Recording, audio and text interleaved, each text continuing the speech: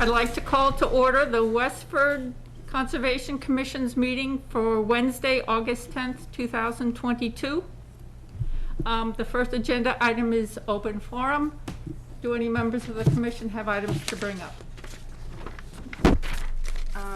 So I was doing my weekly paddleboarding around NAB, and I noticed that there's a lot of gas cans like right up against the water and on people's docks.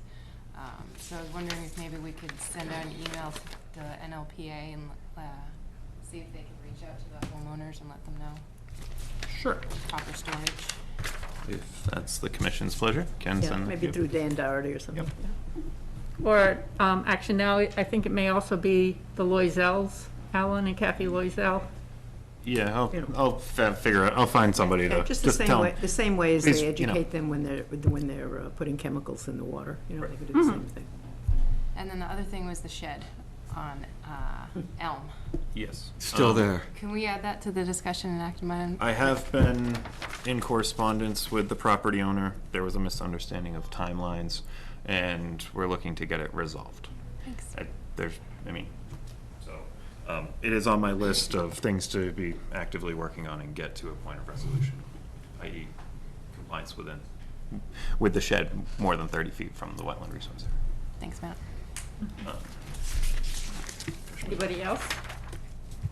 Okay, I have a couple of things. There was, in the miscellaneous items, there was an email thread about some activity at Freedom Park. And just as a follow-up, Matt has ordered some of those signs like we have at East Boston camps that basically says, you know, no littering, no alcohol, no grilling or fires, so that there's something that the police can come and take action for if they continue to have problems and the residents call the police. So You do dogs on leash too, or no? Do we have any signs like I have those there's actually, down there is, it may just be a clean up after your dog sign, but I have those signs for East Boston camps to get. Okay, that's where you need it. Yeah. And I know Okay. they've been, was it last weekend, police department's bike patrol was up at East Boston camps Okay. a couple times, and there were citations issued for non-compliance with the rules. So appreciate their efforts to resolve the issues that had been occurring up there. Well, we make it easier for them if we have signs. Mhm. Okay, thanks. And also Bill Harmon had reached out to me, interested in proposing a trail on some conservation land adjacent to where the Stony Brook Middle School is. And one of my thoughts had been, because he was only talking about a trail on a portion of property, and thinking about it from the commission's perspective, I would want to see a proposed trail that Next. it's something that says, okay, public access to public access, or public access to an existing trail, rather than just saying, oh, here's a parcel, let's put a trail on it, is that when somebody's proposing something, we really want a more complete proposal. And I was just, before I reply back to him, I was interested in what Better other idea. commission What would it members- link up to, the trail? So what he sees is there's a narrow strip parcel coming down from Groton Road that has an old road easement on it. Yep. And then his thought was to go from that across this conservation parcel down towards someplace along Nutting Road. And my thought was that may be a good connection, but you really need to be thinking about how are people going to get to the Groton Road end? You know, are they going to park? Is it safe for pedestrians? Really kind of think that big picture through before just saying, let's do this little piece of trail. It's a good Yeah, idea. I I agree. just pulled up the town's GIS. Street map. As kind of faintly seen here, there was an existing wood road coming down.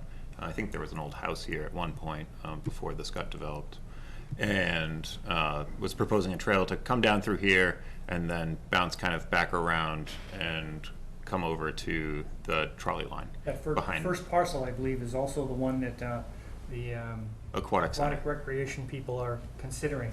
It's not, the selectmen's not their choice, but it's one that's on the list of potential sites, so it would make sense to build a trail right across the middle of it until you know it's gonna be vacant. Right. Yeah, and I think that- I had the same thought of, just let that play out, see how it gets, Selectmen want to try to steer the group away from those parcels. There's two of them, one on each side of the road there. But you never know. That's one, it came up near the top of their evaluation list. Yeah, and my concern is the access onto Groton Road is right near the crest of the hill, and there's no place to park. It would not be a great place to be directing pedestrians to, so it was kind of like really thinking through a new trail from end to end, rather than just saying, oh, let's I agree. just put a little piece there. Bill was working on a trail down by the McElligott Playground. Yeah, they blazed a trail through there. Right, but it was pitched to us because he thought it was our property, but I think it's selectmen. it's both. There's bits of, it's mostly ours, but there are portions that were. He got his okays from both boards. Yeah, right, and that was my same but- with this, because that parcel that goes out to Groton Road is under the care and custody of the select He board, so. pitched that one by the beach there as being handicapped accessible. And so far, they've cut some trees, but there's no way you get through there on either any kind of a Segway or a wheelchair or anything like that. There's no way, so it's clearly not. I think he's complete. working with a scout. Okay. A scout has, expressed interest, and I directed him to talk to Bill, because Bill was, the, So he could work on that one still. Okay. Matt, did you have anything? yes, just that special town meeting has been scheduled for Monday, October 17th. And the Executive Office of Energy and Environmental Affairs sent out their drought update today, and our region is still in a level 3 critical drought. Everything else can be addressed during the meeting. Okay. Do any members of the audience have something they'd like to bring up during open forum? Oh, one last one. Okay, And participating remotely, all votes will be by roll call. okay, Just as a reminder. thank you. So we'll move on to our 7:05 agenda item, which is an appointment with Summer Village Conservation Committee about invasive plant management. Come on up and introduce yourself. Yeah, you can take a seat at the table as well. Do you have the presentation, or? Oh, yes, yes, you do. Very good. So, good evening. Just thank you. My name is Mark DeRocher. I live at 3 Linwood Lane. I'm a lifelong resident of Westford. I also have a cottage over at Summer Village, and I'm on the board. I serve on the board with Bob Young, and I act as the liaison between a lot of the town committees in Summer Village. So, within the village, we have a very passionate Conservation Advisory Committee made up of some brilliant folks. So Sandra and Kim head up that group, and what we'd love to talk about is just a plan to deal with some of the invasive species within Summer Village, within the community. Mhm. Thank you. So you can advance us. This is what our table of contents. So we just have some photos, and we're looking to create like an overall plan so that we don't have to address area by area in meetings with you each time. So, Vince. This is a map. You don't have to call. What do we? You already. What's that? Oh, nope, go ahead.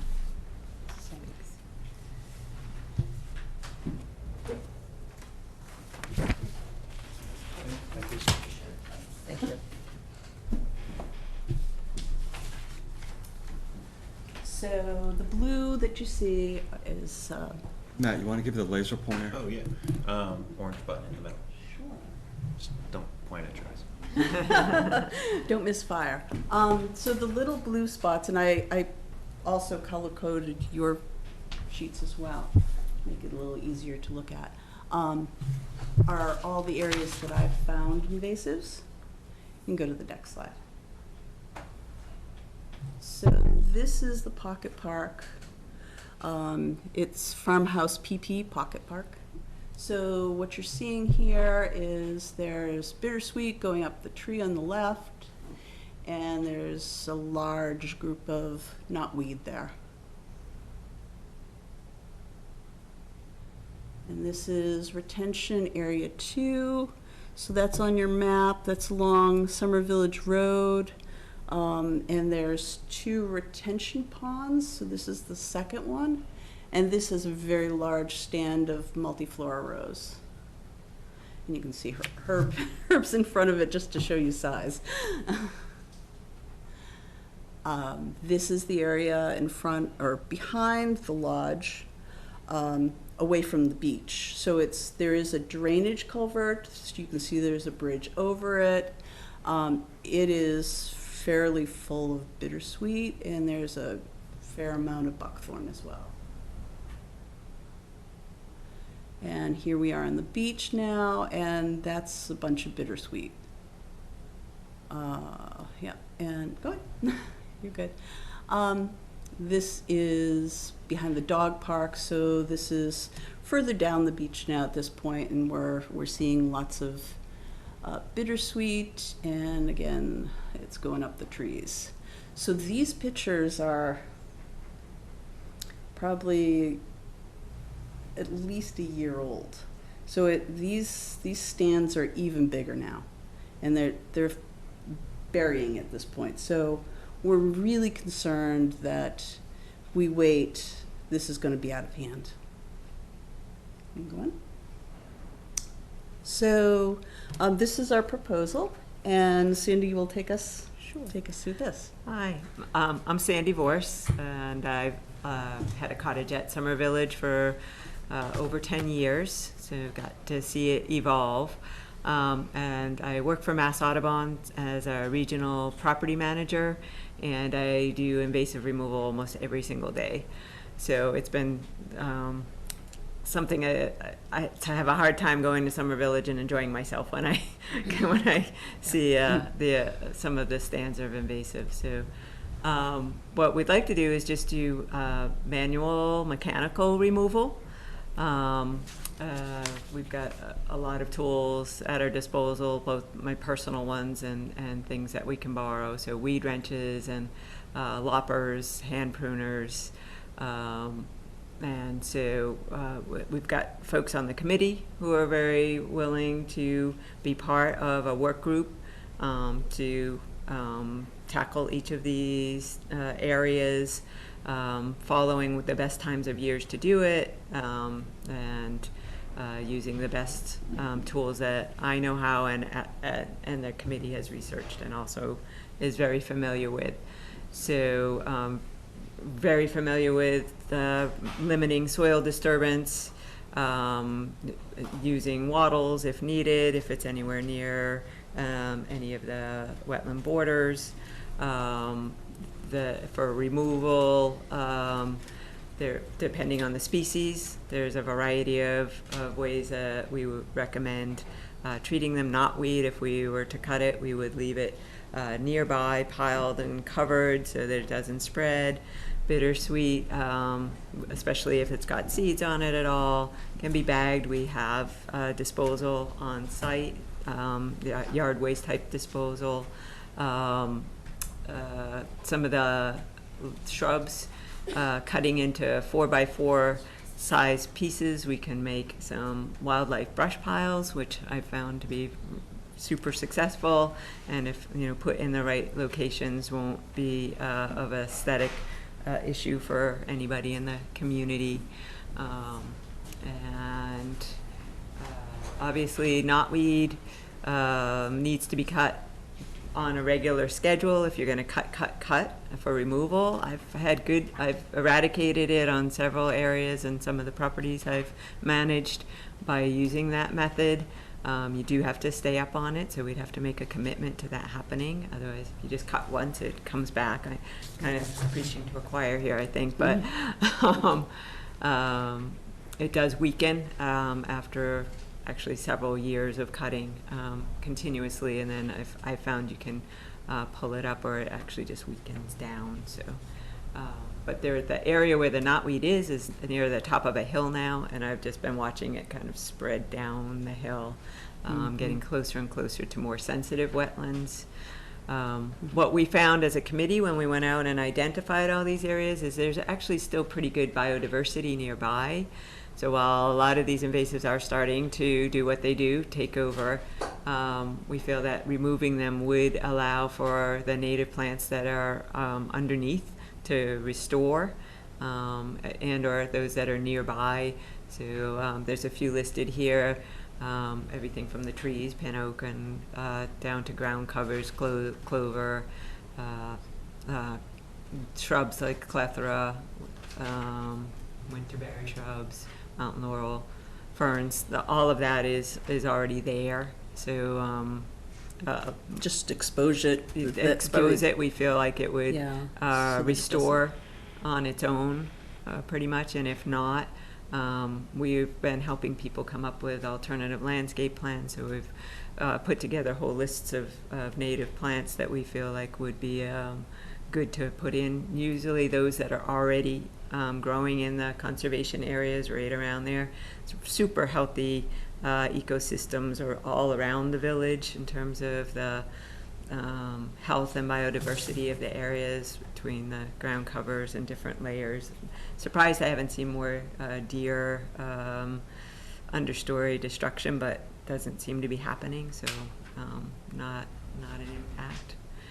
So those are pretty much how we would handle those areas given those particular invasives, and we're hoping to get approval to start moving forward with that.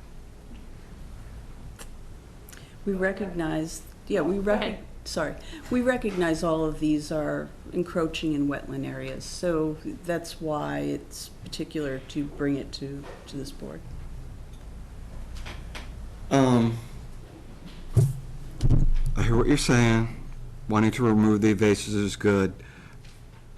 Wanting to make sure that what is there that is being outcompeted by the invasives has an opportunity to grow back. I would hate to see it become overly managed.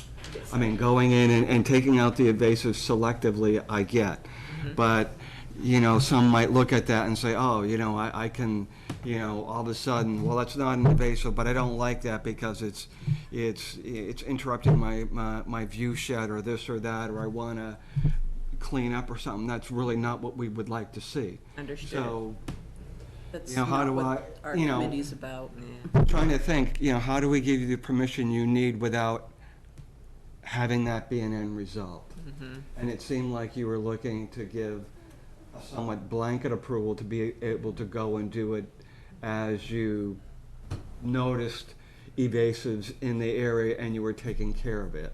And I'm just wondering, how does, once we give them some sort of approval, are they coming back to us? Are they showing us what they're doing? Or do we have some before and after? So we can make sure that, you know, we're, you know, it's staying in the context we'd like it and not getting out of bounds. I can't tell you, you know.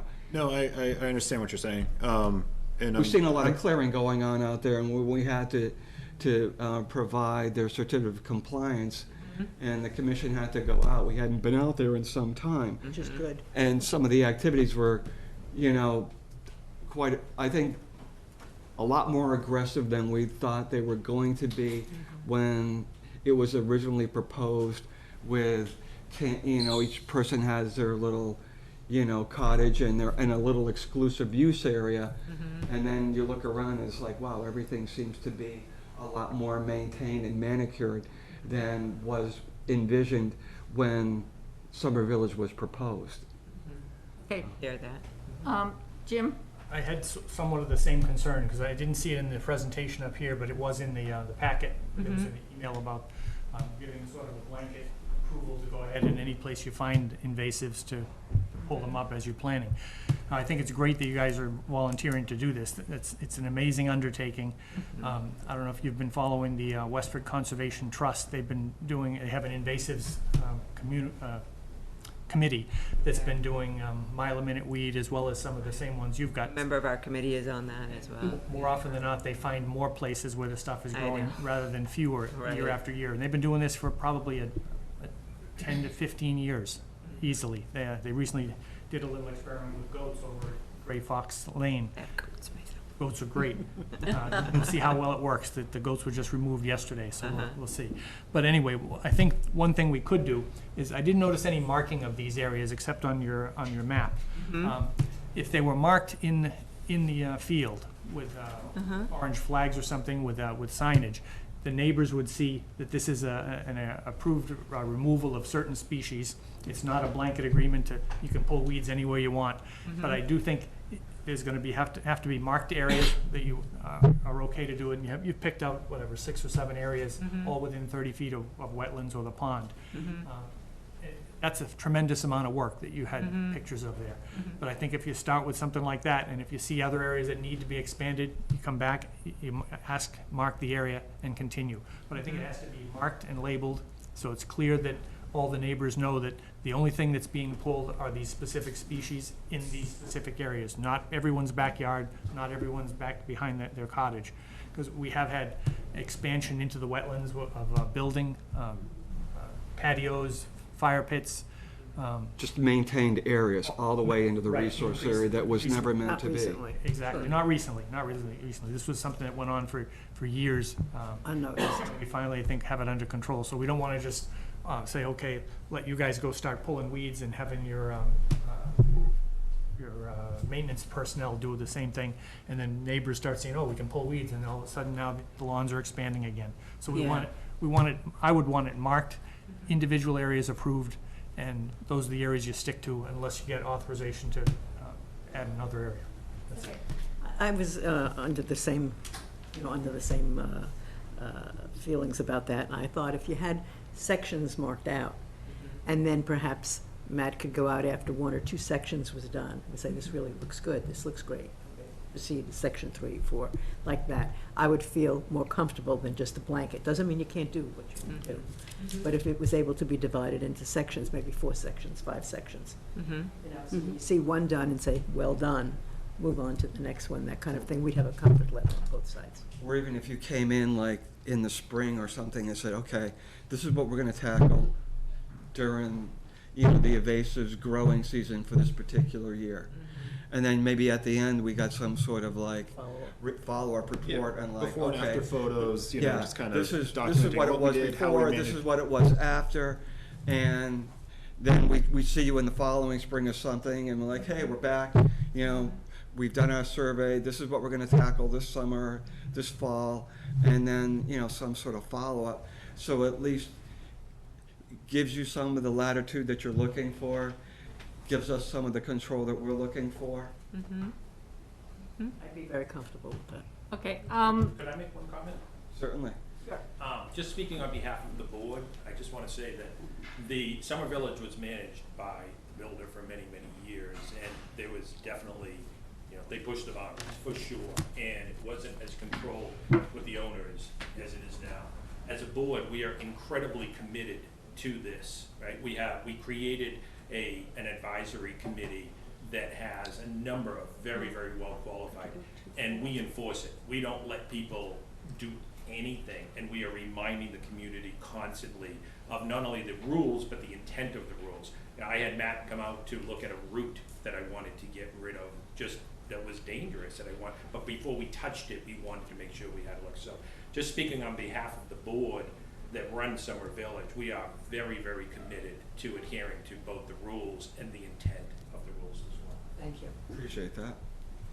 Yeah, and as you can see, the number of great people that we have on our committee, people very knowledgeable and willing to, work alongside of, volunteers to make sure that it is very specific for the invasives, not anything else. okay.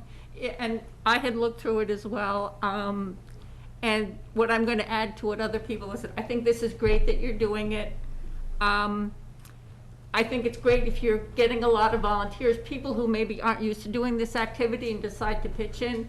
And that's where I would want to see really clear documentation, really clear plant identification, because, for example, with the bittersweet, you've got to say it's oriental bittersweet because there's a native one, and you don't want people going after the native plants, not realizing that's not part of the problem. So, you know, when the slide said pull weeds, that got me really concerned, because that's not being clear enough for people that you're bringing in as volunteers. The weed reg, I can see you needing it for the buckthorn. I don't know that it's going to work on the multiflora. I really wouldn't want to see it used on some of the other stuff like the bittersweet, because bittersweet, you're really trying to go after every little bitter root you can get. So some of it really needs to be tailored to the invasives that you're dealing with.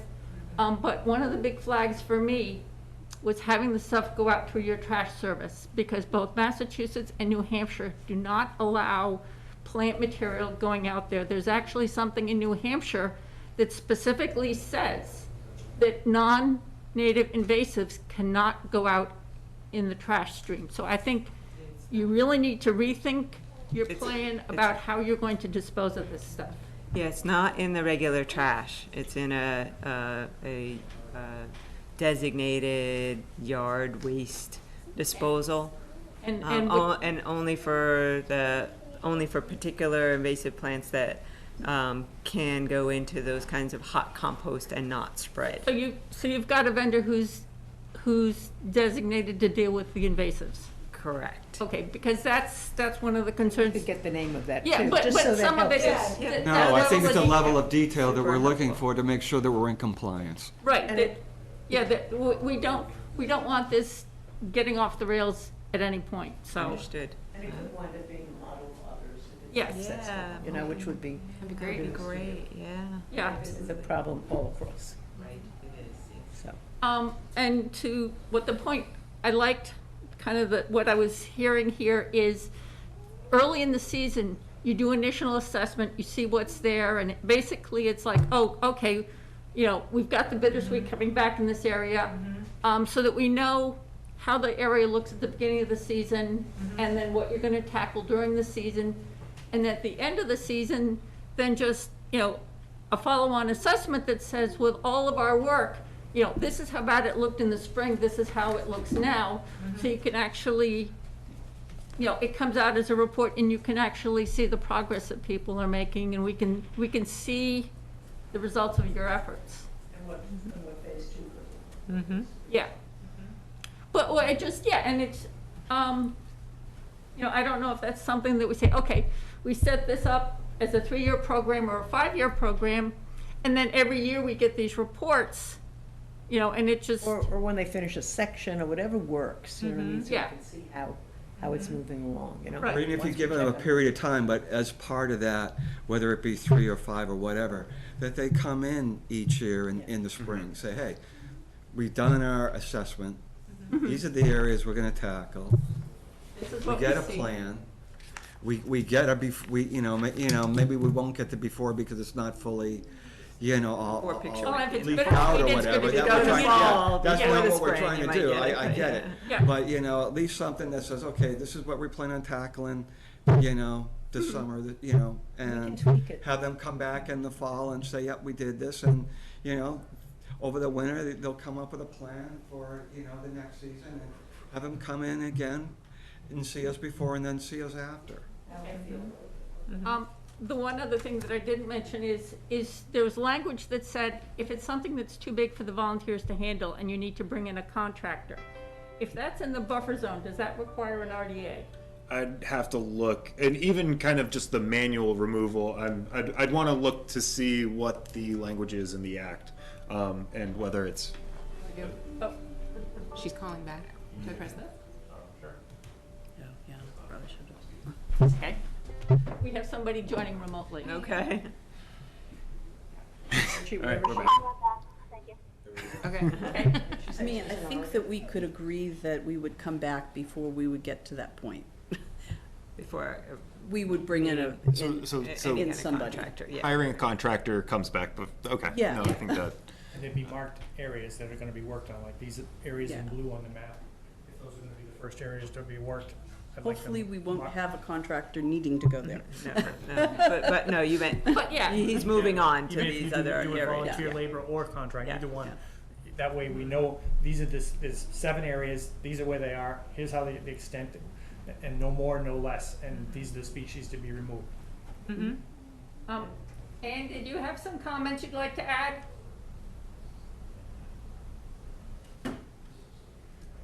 No. Okay. It's great that you guys are doing this. This is an incredible thing that you're doing. This is great. Yeah. Thank you. Right. So not And trying to maybe be you too can onerous, share is that this out. It'll something be an that you will be inspiration. able to provide for us? I believe so, yes. Yep. Yeah. Yep. We're committed to doing it, the rest of our committee, so. Memorialize that and put that together. Some sort of agreement. Yeah, All within 30 feet of I mean, wetlands, I so was- it's gotta be a notice of intent with, I think it may be an RDA. I think there may be, Okay. I mean, Ed can where work it's all with them on buffer, that. yeah, and to figure out the actual regulatory end of it.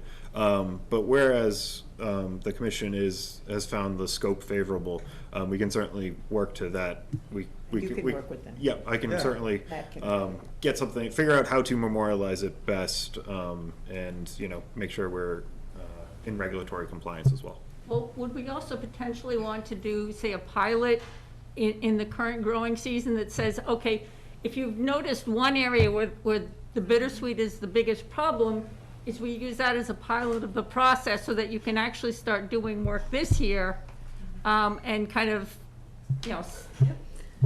see how the whole process works out, and then maybe tackle it in the spring on a larger scale.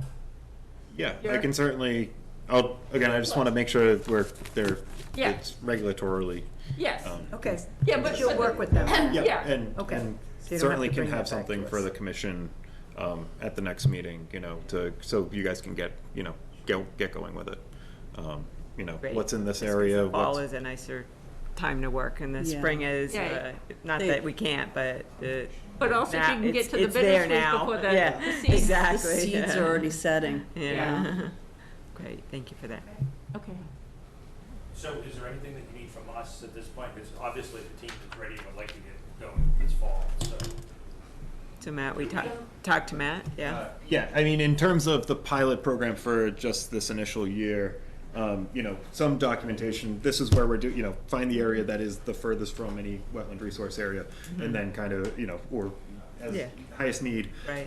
to do a pilot program, and we can figure out, I'll make sure the regulatory end of it's complied with, but we can certainly get something going this year, as an example for future years. And as an example for the rest of the town. Yeah, thank you. All right. Thank you for your time. Thank you. Okay, thank you. Good luck.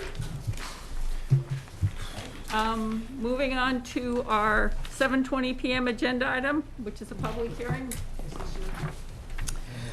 Under Massachusetts General Laws, Chapter 131, Section 40, the Wetlands Protection Act, and Westford's non-zoning wetlands bylaw, Chapter 171, the Westford Conservation Commission will hold a public hearing on Wednesday, August 10th, 2022, at 7:20 PM in Meeting Room 201 at Town Hall, 55 Main Street, to consider the notice of intent application of Jessica Silverman for removal and/or snagging of 13 trees, installation of a 278-foot-long fence, and replacement of porch footings within bordering land subject to flooding, and within 100 feet of a bordering vegetated wetland and a perennial stream at 10 Drawbridge Road.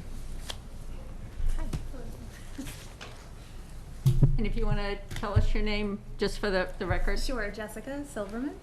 Okay. So tell us briefly about the project. It seems like you want to take down some trees, I believe put up a fence maybe, and put in some footings for a deck. Yes, So why don't we start with the removal of the trees? sure.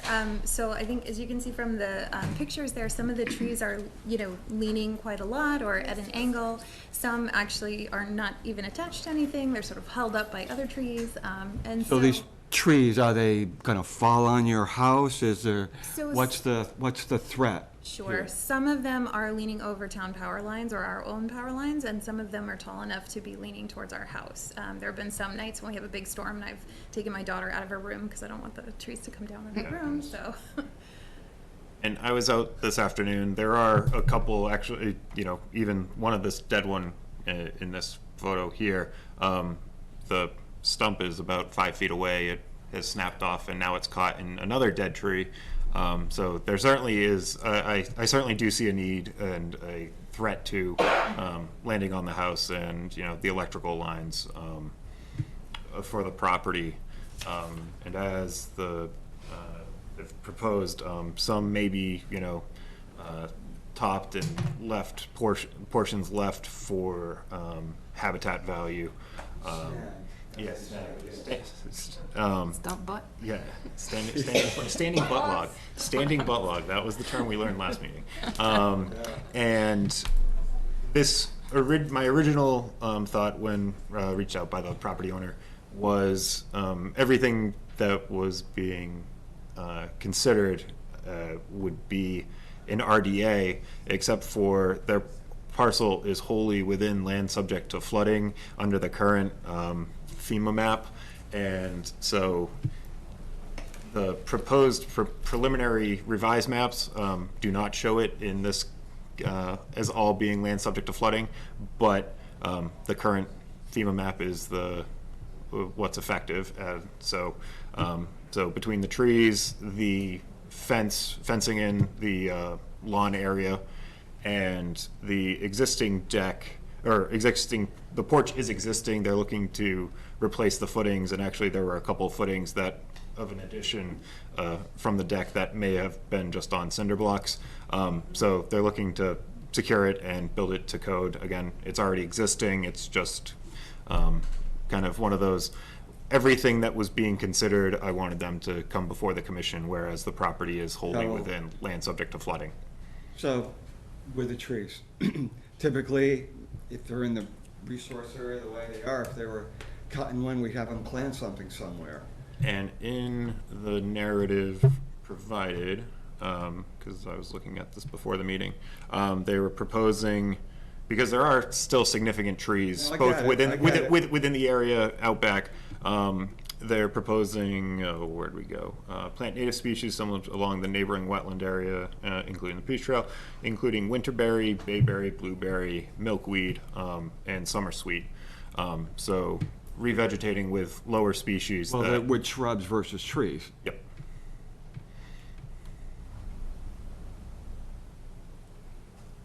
Is there enough trees that we're not gonna, Bill would always talk about shading? I still think there's significant shading from. Sufficient canopy? Yeah, if from the ones that are remaining, and again, there are ones closer to the actual stream bank. I think the closest was about probably 15 feet from or closest living tree to be removed was certainly no closer than 15 feet.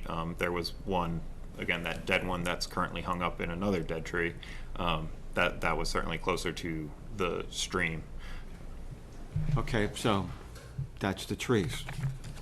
So then we have the fence. Does that fence need to come up right to the resource area? So the resource. No, it's showing it right up against right, it. The DEP, these are the DEP layer, and the resource area, again, certainly did not, the wetland, I didn't feel, came up as close to the existing lawn as the DEP's showing. There's probably, again, at least 15 feet from the edge of the fence to the resource area. And again, it's all an existing lawn area. So it's gonna happen behind the fence, they're just gonna let it naturalize, or are they gonna be maintaining on the backside? So you're saying between the fence here and the resource area, there's actually about 15 feet? And that's already vegetated, and that's. And you're saying this area is grassed, so if they put the fence here, are they just gonna let the area between the resource area Yeah, and the that's fence native. renaturalize? That's native vegetation currently.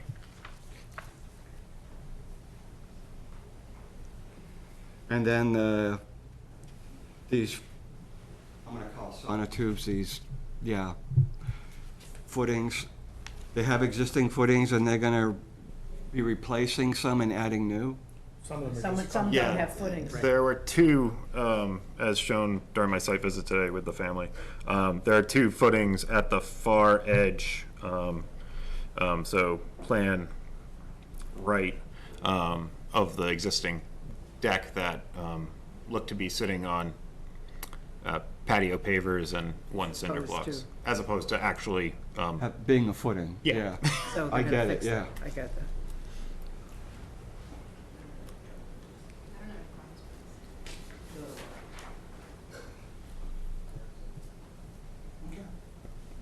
Those are my questions. I'm all set. Ed, any comments?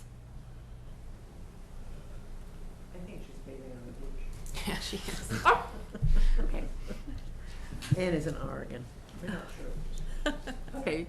So, continue to Can the you- 24th. to the 24th? We'll draft special conditions to I am review. here and I don't have any comments. Thank you. Okay, thank you, Ann. Okay, so what we'll do is we'll continue the public hearing till the 24th, and then Matt will draft the special conditions that go with it. He'll email them to you, so that if you don't have any questions or anything like that, you don't have to come next meeting, and we can just close this out, and then he'll be in touch with you about the next steps in the process.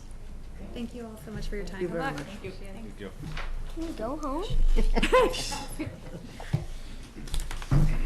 Okay, Motion to continue. motion, thank you. Motion to continue the public hearing to August 24th. So moved? Second, Okay, all those in favor, Eric? yes. Marilyn? Yes. Jim? Yes. Noel? Yes. Ann? Yes. And Margaret, yes. Okay, so it's continued to 8:24. Moving on to our 7:30 PM agenda item, which is another public hearing.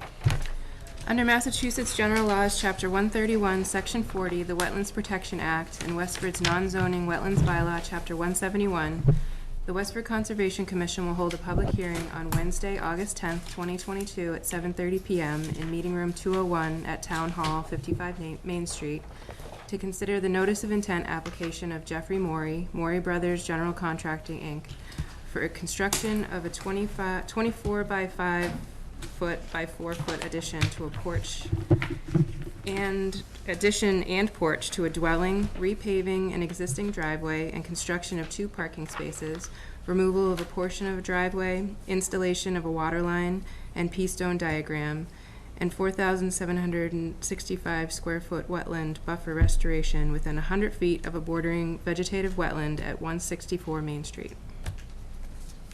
Hey, Jeff. Good evening, Matt Waterman with Land Tech Consultants.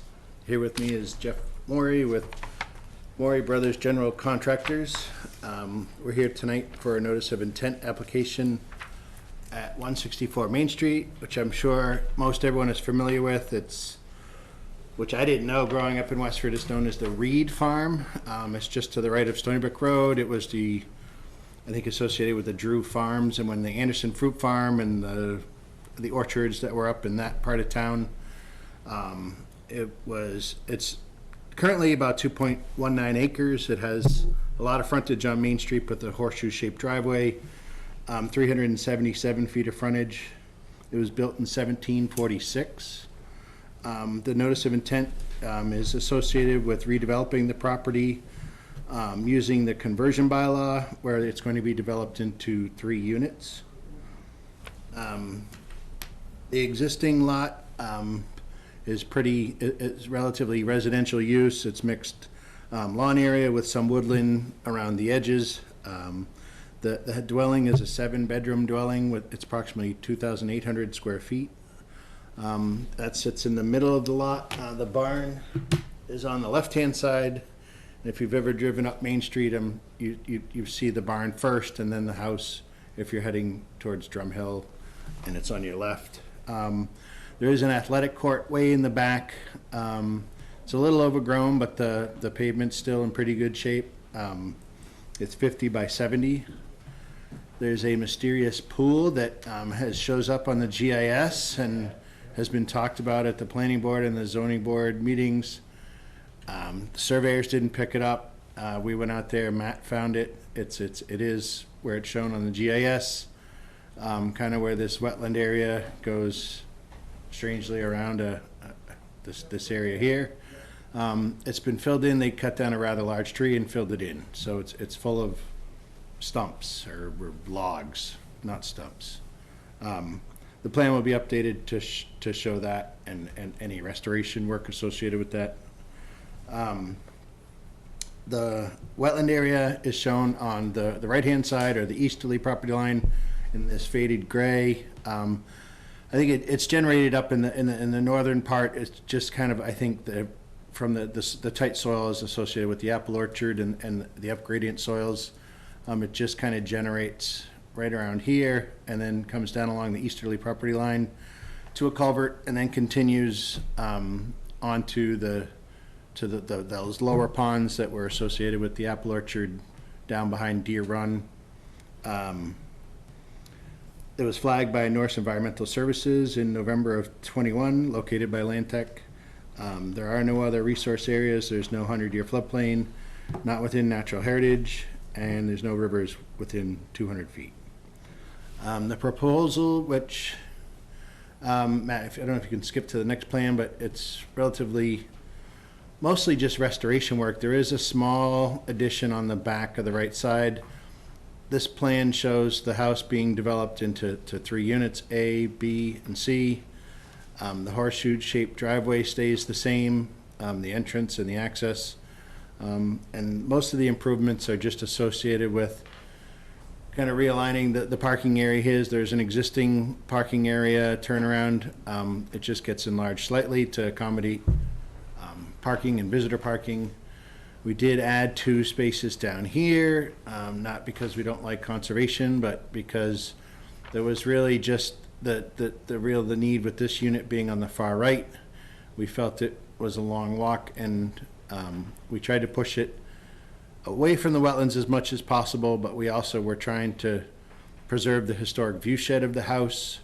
So we were trying to find that little niche where we didn't block the view of the house as you're coming up Main Street, and we were trying to keep it as far away from the wetlands as possible. That was my thought process in placing those 2 units, or those 2 spaces. We're also updating, the barn gets updated as part of this. The house obviously gets upgraded and remodeled. All the utilities get upgraded. The existing well will become an irrigation well. They will tie into town water, be electric, and a new septic system, which is off in the upper left-hand corner. We have done testing and submitted preliminary plans to the Board of Health. Beyond that, the majority of the work was restoration. There is some drainage. The drainage that we designed, we focused on treatment. The soils out here aren't the greatest soils. It's shallow depth to ledge. We did do testing through the backyard where I think ledge was 3 to 4 feet. And so we focused the drainage on treatment and trying to capture it in areas adjacent to the parking area, adjacent to the new parking spaces, and around the athletic court on the down gradient side. That was just to try and capture and treat the runoff that's hitting the pavement. And then it hits, obviously, the vegetative buffer and goes to the wetlands. Beyond that, the restoration work, initially, as it is tonight, this will change. I know Matt went on a site walk last week with Matt Stengel in my office. They found the pool. There's a shed out here. The survey is locating them today. There is some trash and debris that's, I just think, associated with the homeowners. It's nothing, I think it's just stuff that's been left behind that will get cleaned up. And then I know Matt had some invasive species that he thought, he didn't think there was anything too extravagant, but would be in just kind of improving the restoration plan to capture all of those concerns. The pool is this one's a little bit unique, and it's right next to the wetlands. It's probably we're assuming it's a 6 to 8 foot deep pool. There's obviously, we're going to be working right next to the wetlands. So we're going to work with Matt to develop a plan with that. I assume it'll involve dewatering, additional erosion control. It's beyond the scope of what we had anticipated for the restoration work, to be honest. We saw the pool in the GIS, but when the surveyors didn't pick it up and we were out there, I never saw it. We walked the site the thing was filled with logs. It looked like a pile of logs. But, so the restoration area is gonna change, and we have to, you know, this may change a little bit if there's a lot of effort and time with the pool.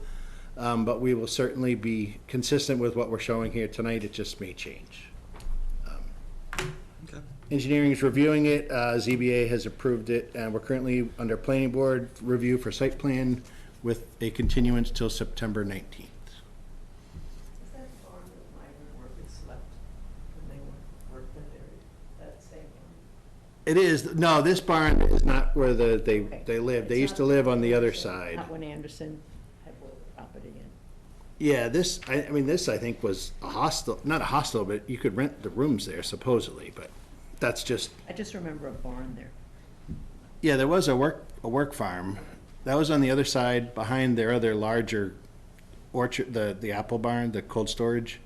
There was a barn behind that where the laborers lived. I got invited to a cookout there once. I thought I can't tell you about that I thought poor story. laborers. Jim? A suggestion and a couple of suggestions, I guess.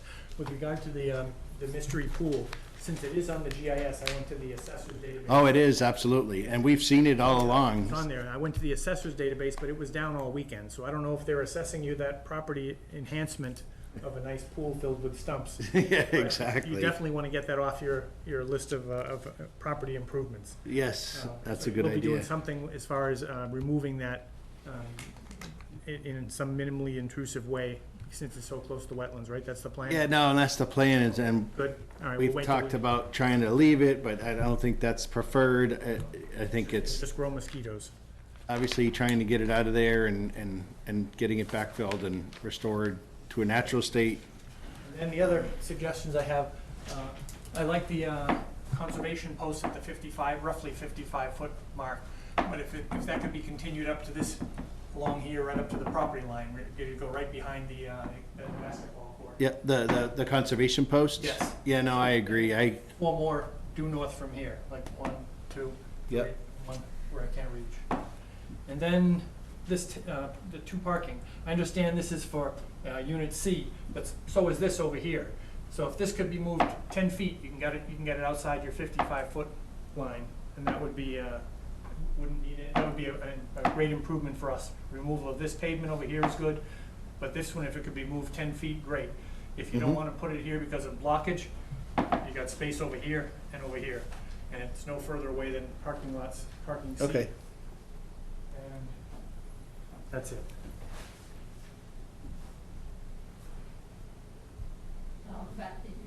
Yeah, if nobody else has.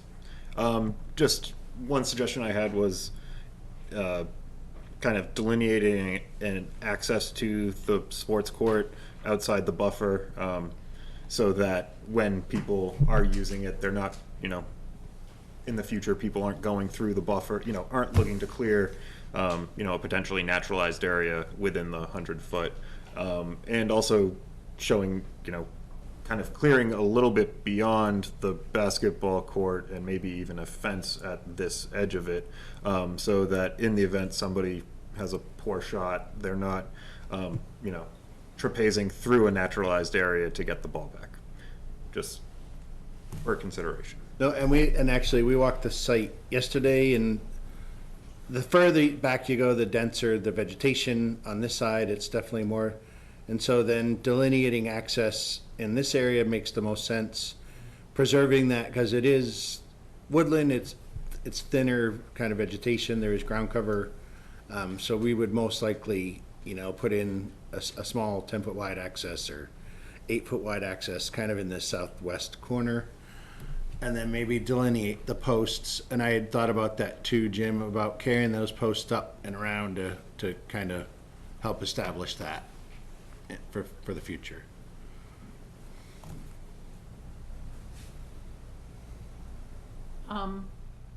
If members of the commission don't have any further comments, do members of the audience have any comments?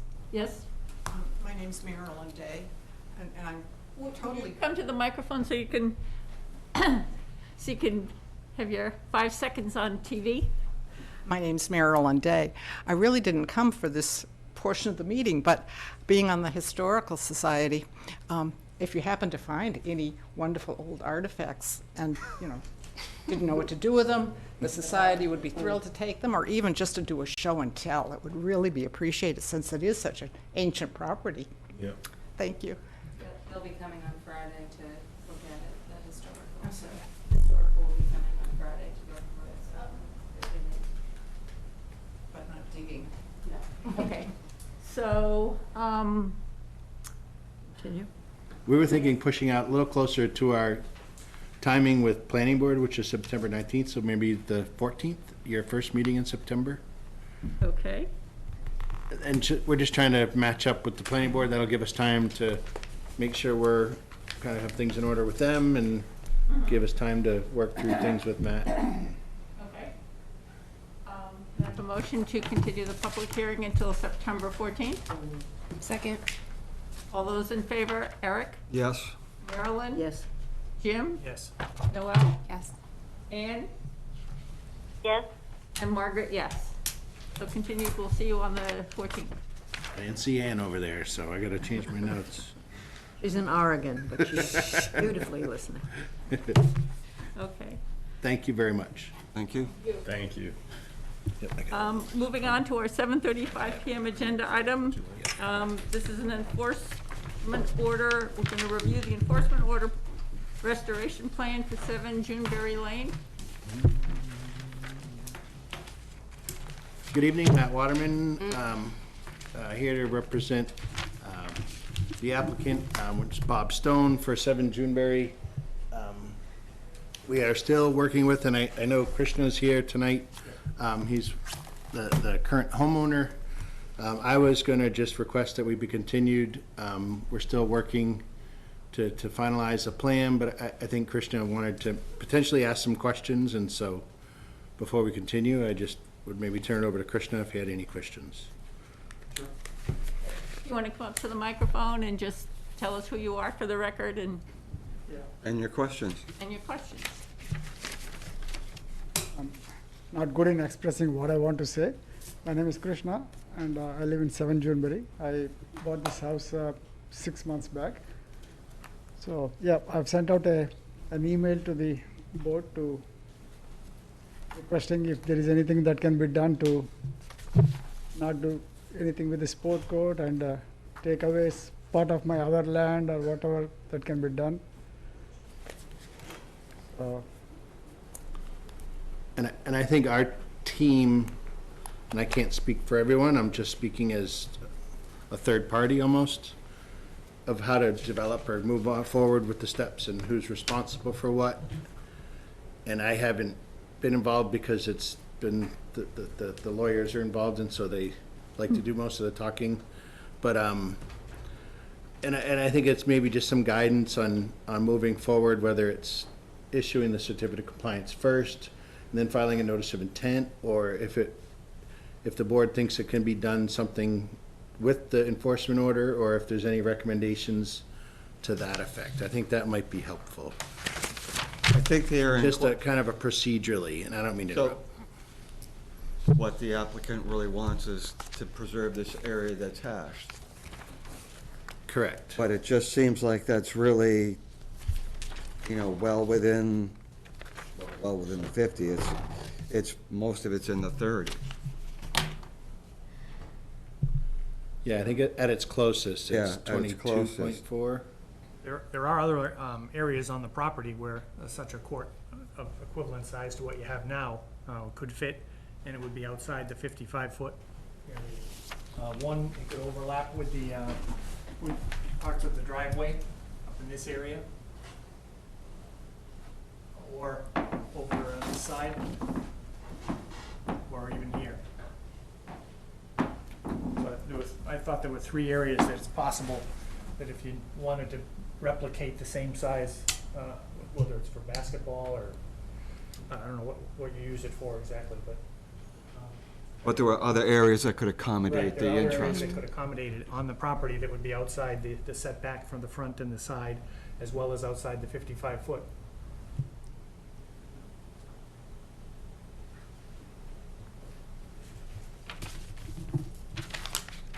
That's all, just a suggestion, is Okay, yeah, if they want to try to preserve it, those would be some considerations.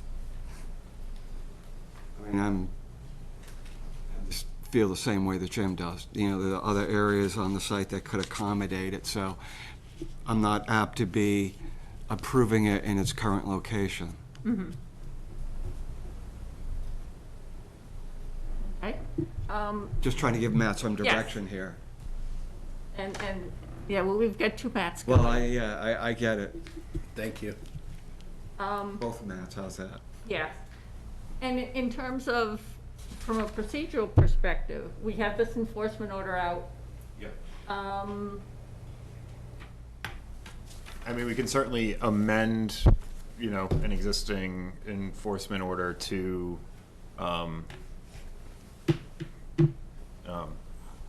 to achieve, you know, based upon the discussions, based upon kind of the next steps. To move. If the sports court is to be relocated, you know, a notice of intent can be, you know, friendly required for the relocation of it as part of this enforcement order. I kind of see those. The enforcement order would say remove it. I mean, Right, well, it would say remove to and go to put it somewhere else on the property, and if it's within our jurisdiction, then yeah, have them, Right. if either the request for the termination or notice of intent, you know, depending on how close it is. Yeah, I could only find one location where it would fit outside 100 feet. All the other ones overlap into our jurisdiction. Yeah, but, you Yeah, know, but we could mostly close that could be it. done under a request for determination if it's outside of the 50. Right. Right. There still is, certainly, I think the 50-foot buffer is coming through here. There certainly is an area in the rear yard. There are opportunities. I agree. I think there are opportunities for it to be recreated with the proper review by the commission.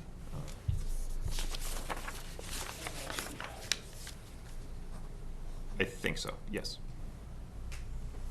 Okay. So, Yep, I think that's helpful. I think it's just more the process and working our way through it. We'll make sure that we come back. I think we would follow through on the enforcement order to whatever the commission continues, whether it's the next meeting or. would you be ready for the next meeting, or would you rather have it go out to the second meeting after? Maybe the second meeting. So the 14th as well? Based on the number of emails I saw today, I would say the second meeting. Okay. So Please, the if- first meeting in September, Yes, so. Yes, if the commission would. the 14th. So can I have a motion to continue this discussion to September 14th? So moved. Second? All those in favor? Eric? Yes. Marilyn? Yes. Jim? Yes. Noel? Yes. Ann? Yes. And Margaret, yes. Thank So you very we'll see you on the much. 14th. Thanks, Matt. Thank you. Okay, so moving on to our 7:40 PM agenda item, we have another public hearing.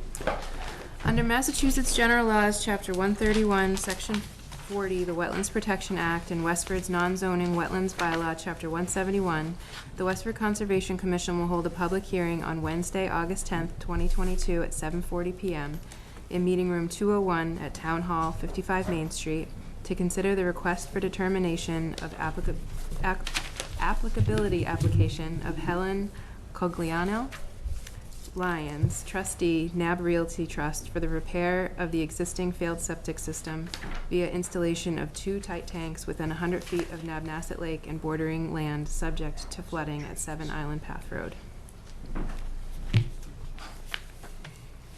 Good evening.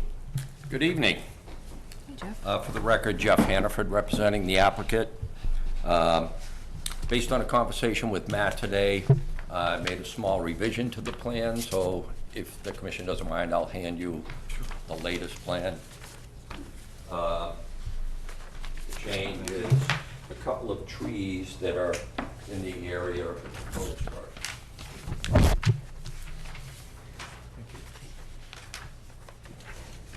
Thanks, Jeff.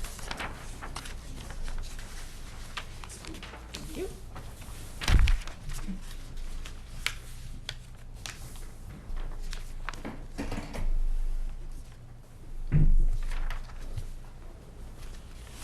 property is number 7 Island Path. The property directly abuts Nab Lake to the rear. Island Path itself to one side, and number 5 Island Path to the other. The property is currently for sale. It failed a Title V inspection, and in reviewing the site conditions, it was felt that the only way to solve the failed septic system problem was to install a tight tank. So with the tight tank, there's no outlet from the tank, so there is no leaching area. So it's a holding tank. As it fills up, it gets pumped out periodically. You'll note that there are 2 tanks in parallel here. The main reason for that is due to the water table in proximity to the lake. A minimum size tight tank by Title V is 2,000 gallons. The applicant asked for a larger tank so that the pump outs wouldn't be as frequent. When I looked at the larger tanks, from 3,000 gallons and up, the way they gain the additional capacity isn't by making the tank longer or wider, it's by making the tank deeper. So with that, when I looked at the larger tanks, the bottom of the tank would be well into the water table, some 4 to 6 feet, depending on which size you go with. The problem with that, being so close to the lake, was all about dewatering during construction. It's sand and gravel type soils. The water moves very rapidly through it, as well as stabilizing the sides of the excavation. So in talking with a couple of contractors, the suggestions were to come up with something with tanks as shallow as possible. The Title V does require a minimum depth of a septic tank from the outlet to the bottom of the tank of 4 feet. When you do incur ledge or other obstacles that prevent that, you can ask the Board of Health to use what they call a ledge tank, which is 1 foot shallower, so 3 feet of liquid depth as opposed to 4. The reason that it is not automatically allowed is because of the treatment part of what a septic tank does, the separation process in the tank. But since this is a tight tank and nothing's going to be going out to a leach field that we're worried about didn't get that separation, the Board of Health doesn't have a problem with the depth of the tank, but they only make them in certain sizes. So in order to meet the minimum and create enough capacity to decrease the frequency of pumping, we decided to go with 2 tanks in series.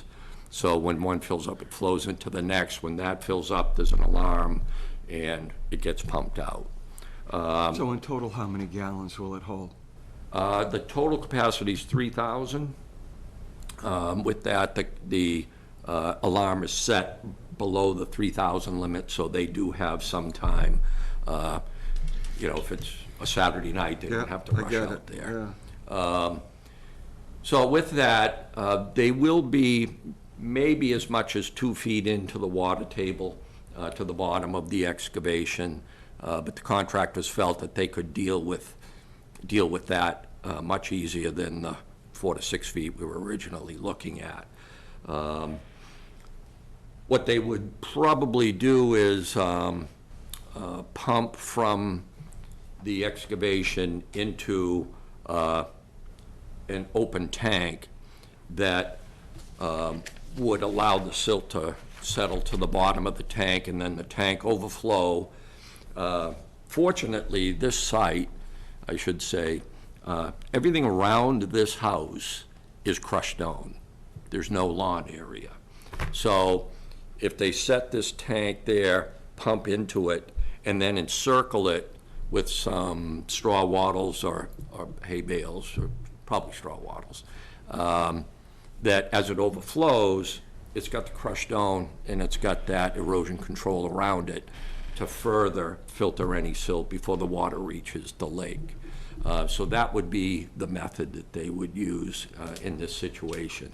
If we had to go deeper, the problem of shoring and having, there's a larger baffled type of tank that can be brought on site for more heavy-duty dewatering, but this is a very limited site size-wise. So in order to give them the room to work and site these tanks, we went with the layout that you see here. Yeah. And I just wanted to point out what got revised since the plan that you were originally given. There were 2 trees right in the location of that first tank.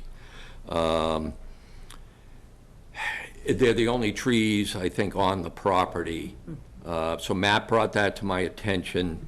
Right now, the way the tanks are, they would have to be removed. So if the commission wants, the applicant is okay with planting a couple of trees to replace them. Would work for me. If I had to move the tanks to save the trees, the only way I can move them is towards the lake. So besides getting closer to the lake, the topography slopes down towards the lake, and it would put us in a situation where the top of the second tank would become exposed to the surface, so therefore we'd have to fill in to create cover for that. So it's not a simple fix to save them. Do you know where you put the other 2 trees? Do you have any idea where you'd put the other 2 trees?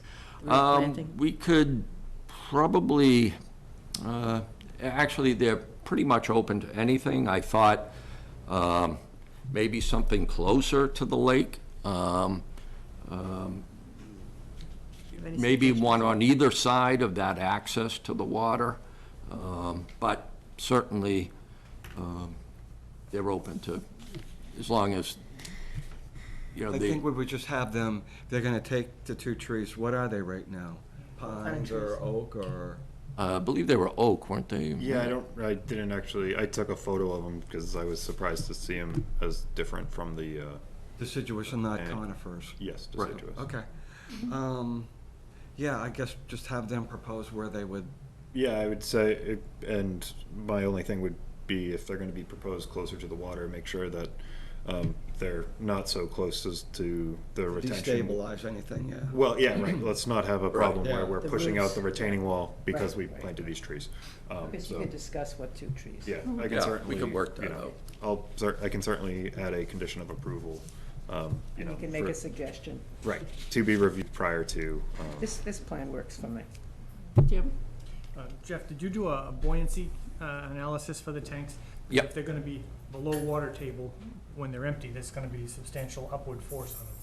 Right, what we're going to do is we're speccing what they call H20 septic tanks, so they can be driven over. So it's gonna One of the reasons is it's directly adjacent to the street, but it's a heavier, thicker top to the tank, and that extra weight, when I did the buoyancy, they won't be a But problem. even at high water, when the lake is high and empty tanks, Yep, they're not gonna pop out of the ground. oh, yeah, Okay. And these are concrete tanks? yep. We don't have to worry about them being in the water table and the concrete getting compromised, it's, No. okay. No. If you wanted, they can apply a waterproof coating to the outside of them at the plant before they ship. Yeah, I would think you'd This- want to have some sort of waterproofing on the, you know, at least on the concrete, you know. Not a bad idea. yep, I can add that as a condition. Yeah, that's fine. So we're looking at a conditional negative determination. Yes. Do you have any comments or? Nope, it was the tree. The trees were, Any questions or comments from the audience on this, this public hearing? Okay. Excuse me. Can I have a motion for a conditional negative determination? Second? All those in favor, Eric? Yes, as part of that, Matt's write-up, though, we'll have discussion about where, you know, the trees and stuff like that. Yeah, in the, Okay, fine. in the Yep, conditions. Those are the conditions. Marilyn? Yes. Jim? Yes. Noel? Yes. Ann? Yes. And Margaret, yes. So, can I have a motion to close the public hearing? So moved. Second? All those in favor, Eric? Jeff, you're not open with anybody else. We can close this right now for you? Pardon me? We can close this public hearing right now for you? Okay. You got the Yes. 2 variances about distance from the house and all With the that? Board of Health. Those are all already granted? That has not been granted. Oh. They Just were, want to make sure that if we close this, you don't have to come back and say, well, can we Oh. reopen? Because you have all your, Distance from the property line, distance from crawl space, those 2, yeah. yeah, all I can we say could is, leave it open for you until you're, because you know you're going to get it. yeah, I suppose it really is gonna make a difference. We were supposed to meet Monday night. They didn't have a quorum, so it got pushed off, so if Okay, you so wanna continue continue to- it, Yeah, 'cause I don't doesn't want to really have to hurt. have something happen and have them come back and have to So let's reopen a motion it. to continue to the 24th? Yeah, I'd like that. Okay. It's Second. better for him. Yeah, Okay. thank you. All those in favor, Eric? Yes. Marilyn? Yes. Jim? Yes. Noel? Yes. Ann? Yes. And Margaret, yes. So we'll see you on the 20, or, well, if everything's fine, you can just let Matt know and we can just. We can close No, it. but we still have to go through the motion to close it, because we let. Yes, But he doesn't but have he to be doesn't have here. to be here. Right. Well, he'll be But here you may for not other have to things. be. But yeah, you'll be here for other things. All right, if we could put it on for the next meeting. Yeah. That's what Yeah, we're gonna it's do. the I don't know. 24th. That's Yep. the 24th. That's what we're gonna And do. if that doesn't work, then we'll just do it one more time. Okay, It depends on when, the board has not decided when they're gonna meet again Okay. okay. because of the So cancellation. you can be in touch with Matt if that, Yeah. if the date conflicts. So if we need to push it out one more meeting, we can do that. Good. Can we keep your That's for the revised next one. plan? I'm assuming we can keep the revised plan? Cool. Excellent. Yep, I just gave Matt 2 official copies for the file. Great. Okay, so moving on to our next agenda item, All which set, is yeah. 7:45 PM. It's a discussion of a draft enforcement order for Troiano at 55 Graniteville Road. Under Massachusetts general laws. No, this is the enforcement order. Oh. Not yet. No, this is Ah. just after Let's go to 2/7/45. So when the notice of intent application was provided to our office for the next public hearing, I observed some off-property encroachment, of which was existing chicken coop, an existing shed, and lawn onto a property owned by the Hyacinth Common Realty Trust, which the Commission and the Westford Conservation Trust hold a CR on. Also, additionally, the activity was within the 55-foot buffer to wetland resource area. Additionally, there was some clearing on site within the 30. And so, as a means to rectify the situation, I wanted to separate the renaturalization, which was proposed as part of the notice of intent application, from the approval for the proposed structure, or the proposed improvements to the site, because in the event the site is not developed, the barn isn't gone for, they don't go forward with the barn, they don't go forward with anything like that, the site will still be, the area, the area not on the subject property will have been renaturalized, the area within the 30-foot no disturb will have been renaturalized, and the 2 coops, or the shed and the chicken coop, will have been relocated outside the buffer. So that's why there's this enforcement order included in it. So there was a draft enforcement order for language. There were also plans included from the approved plan for the original order of conditions dating back to '94, which shows the limit of work wholly on the subject property. So Jeff, if you have any comments.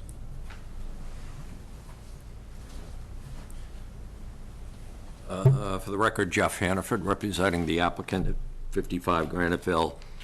We were approached to prepare a certified plot plan for a proposed barn.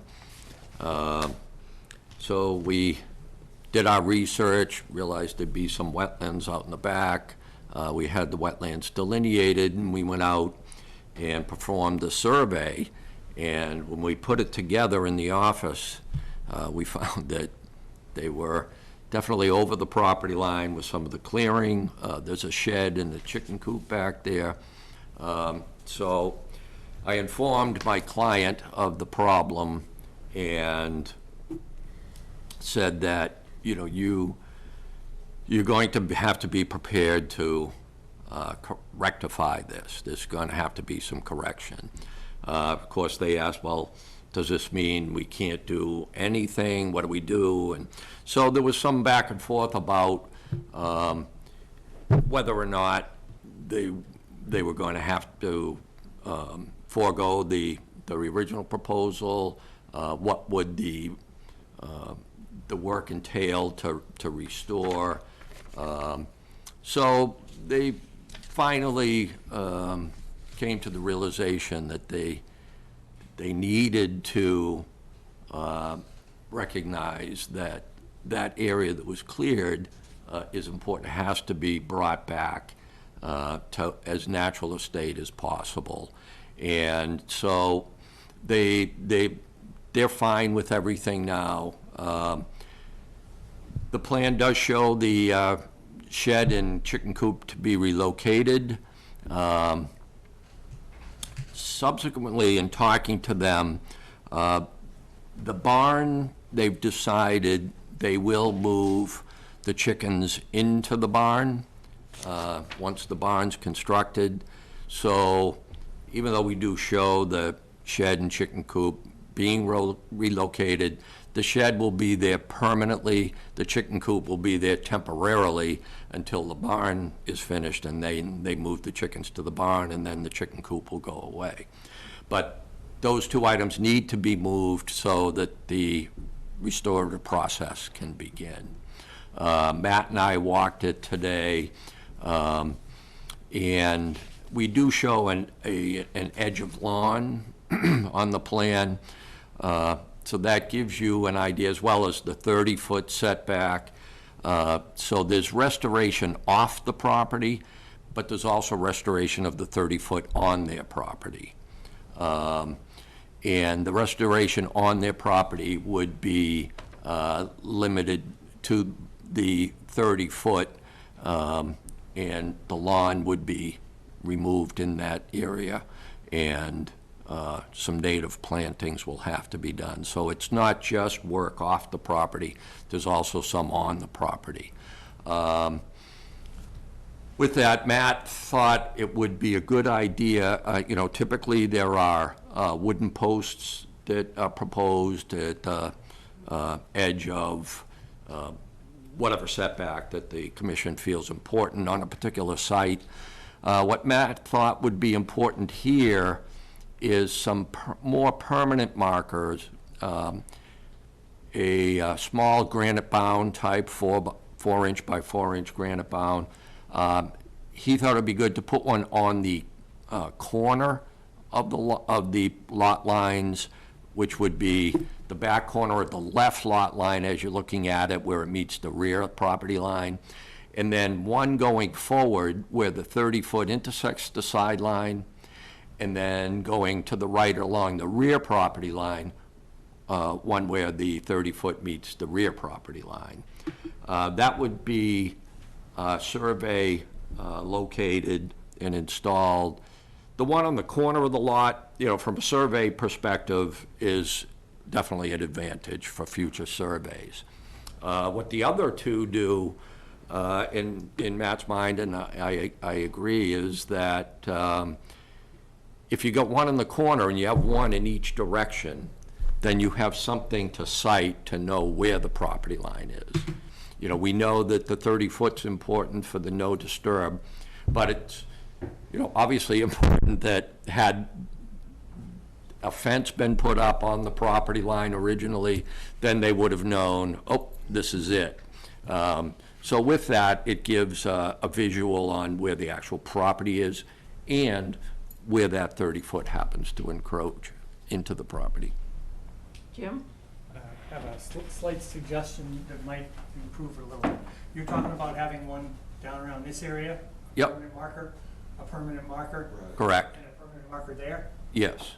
What's your proposal for along here, along the no disturb area? Yeah, then we'd go to the wooden post. Wooden post as far as where? All the way? I mean, Probably on that 30-foot line. Yeah. All the way to the, okay, that Yep. sounds good to me. Sounds good. So there's, it created two parts to the process, the application process. One is what they were proposing in their mindset originally, which is the barn and an addition to the house. And then, of course, the restorative process. So I've talked about the restoration as far as what's actually going to happen. Matt did outline in the draft enforcement some dates in order to meet, particularly by December 1st, that a certain amount of work would be done there. And that would be that we have to submit a renaturalization plan, what's to be planted, to the commission by September 14th. And, a list of of course, would be native species, and the posted boundary that we just discussed. So there'll be a plan by September 14th for that. And then, as it mentions, the area between the 30-foot buffer and wetland resource area will not be mowed or maintained until, so it's allowed to renaturalize. The existing shed needs to be moved by December 1st, the chicken coop by December 1st. And the material that shall be, there is some grass clippings that we noticed in the back there. That needs to be removed, and any other work, again, done by the December 1st as it relates just to the restoration process. And then we can discuss. I know you keep mentioning December 1st. Our information's all November 30th. I know it's only one day. Yeah, by December 1st, meaning No, it says by it'll be November done. 30th. It actually says naturalized by November 30. Oh, okay. yeah, I Well, think I miscommunicated that. I told him, on December 1st, I would be going out there and. Good. But yeah, I was so just wondering if that's- there was some significance. No, that I told, in discussing with Jeff, I told him, I will be out there December 1st to confirm, if not before. Yep. To me, by December 1st means midnight on the 30th, it should be done. We're okay. Any more comments or questions from members of the commission? No, I understand what they're proposing to do as far as, trying to bring things back to the right, so. Matt? Just the draft as proposed, I would amend, if the commission was wanting to act on this tonight, I would request to include an amendment, or amending it to include concrete bounds at the 3 locations as indicated Okay. and discussed. So moved. No, that's fine. And you'll just have to amend the date here, too. It has Yeah, August 20. that's So, how- yeah, just yeah, as just- amended, yeah. That works. Yeah, it's amended. Any comments or questions from the audience on this enforcement order? No. Okay, can I have a motion to issue the enforcement order? So moved. Second? All those in favor, Eric? Yes. Marilyn? Yes. Jim? Yes. Noel? Yes. Ann? Yes. And Margaret, yes. Thank you. Okay. So now we'll move on to the second half of our 7:45 Public hearing. agenda item, which is the public hearing. Under Massachusetts General Laws, Chapter 131, Section 40, the Wetlands Protection Act, and Westford's non-zoning wetlands bylaw, Chapter 171, the Westford Conservation Commission will hold a public hearing on Wednesday, August 10th, 2022, at 7:45 p.m. in Meeting Room 201 at Town Hall, 55 Main Street, to consider the notice of intent application of David Troiano for construction of a 30 by 50 garage, 16 by 24 foot addition, and deck extension, and relocation of a shed and chicken coop within 100 feet of a bordering vegetative wetland at 55 Grantville Road. Jeff? Jeff Hannaford again for the applicant at 55 Grantville Road. Since we've talked about the encroachment part, I'll speak now more towards the proposed work related to the house and barn. They are proposing a barn to the right side of the house within the buffer zone. It does meet the 55-foot setback. The current area is all open. It's a lawn area. The access to it will be a gravel drive that comes off of the existing driveway and turns and follows the right side property line until they get to the barn. Most of that is outside the 100-foot buffer zone. It will be gravel, so it'll be pervious. They also would like a 16-foot wide addition off the end of the house. Again, that is outside the 55-foot structure setback, and they would like to extend the existing deck behind that addition. The proposed deck, the nearest corner would be about 53 feet from the wetlands, and although that does not meet the 55-foot, I just wanted to point out that I know in other situations, this deck is a first floor deck. That area in the back of the house is a walkout, so that deck is actually about 6 feet off the ground. So it'll be supported by piers, and the piers can be situated such that they're 55 feet or more from the wetlands.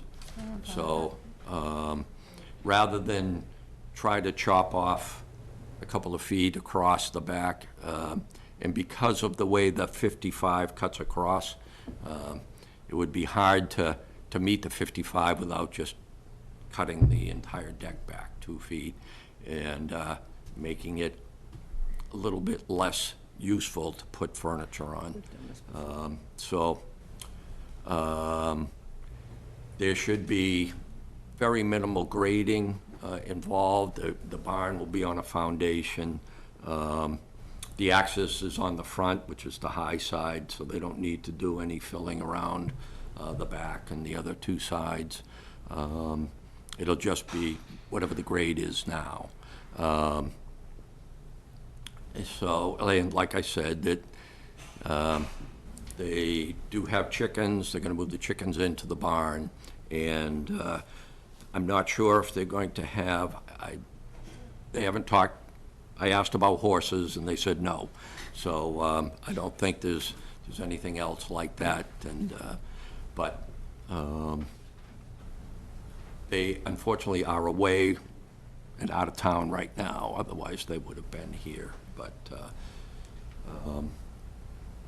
I thought that we'd be back again for another meeting. So if there are any other pertinent questions I can't answer about that, they'll be able to when they return.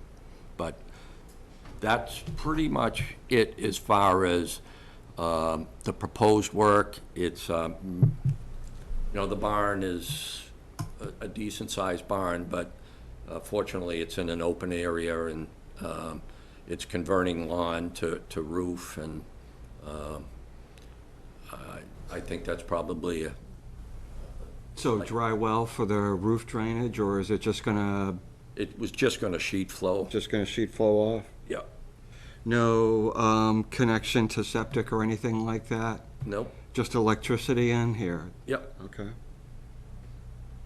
Any other members of the commission have any comments or questions? My only comment would be if the plan could be revised for the next meeting to tighten up the erosion controls to the specific project as opposed, whereas now they're being shown for the renaturalization. Just, within, be it just, somewhere between the 30 and the 55 so that, any work is on the property. Yep. Great. And Jeff, you may have mentioned this, and I missed it. The proposed addition, what kind of a foundation is it going to have? What type of foundation? Is it going to be a full foundation, or is it? There'll be no basement. Okay, so Yep. it'll just It'll be be a slab.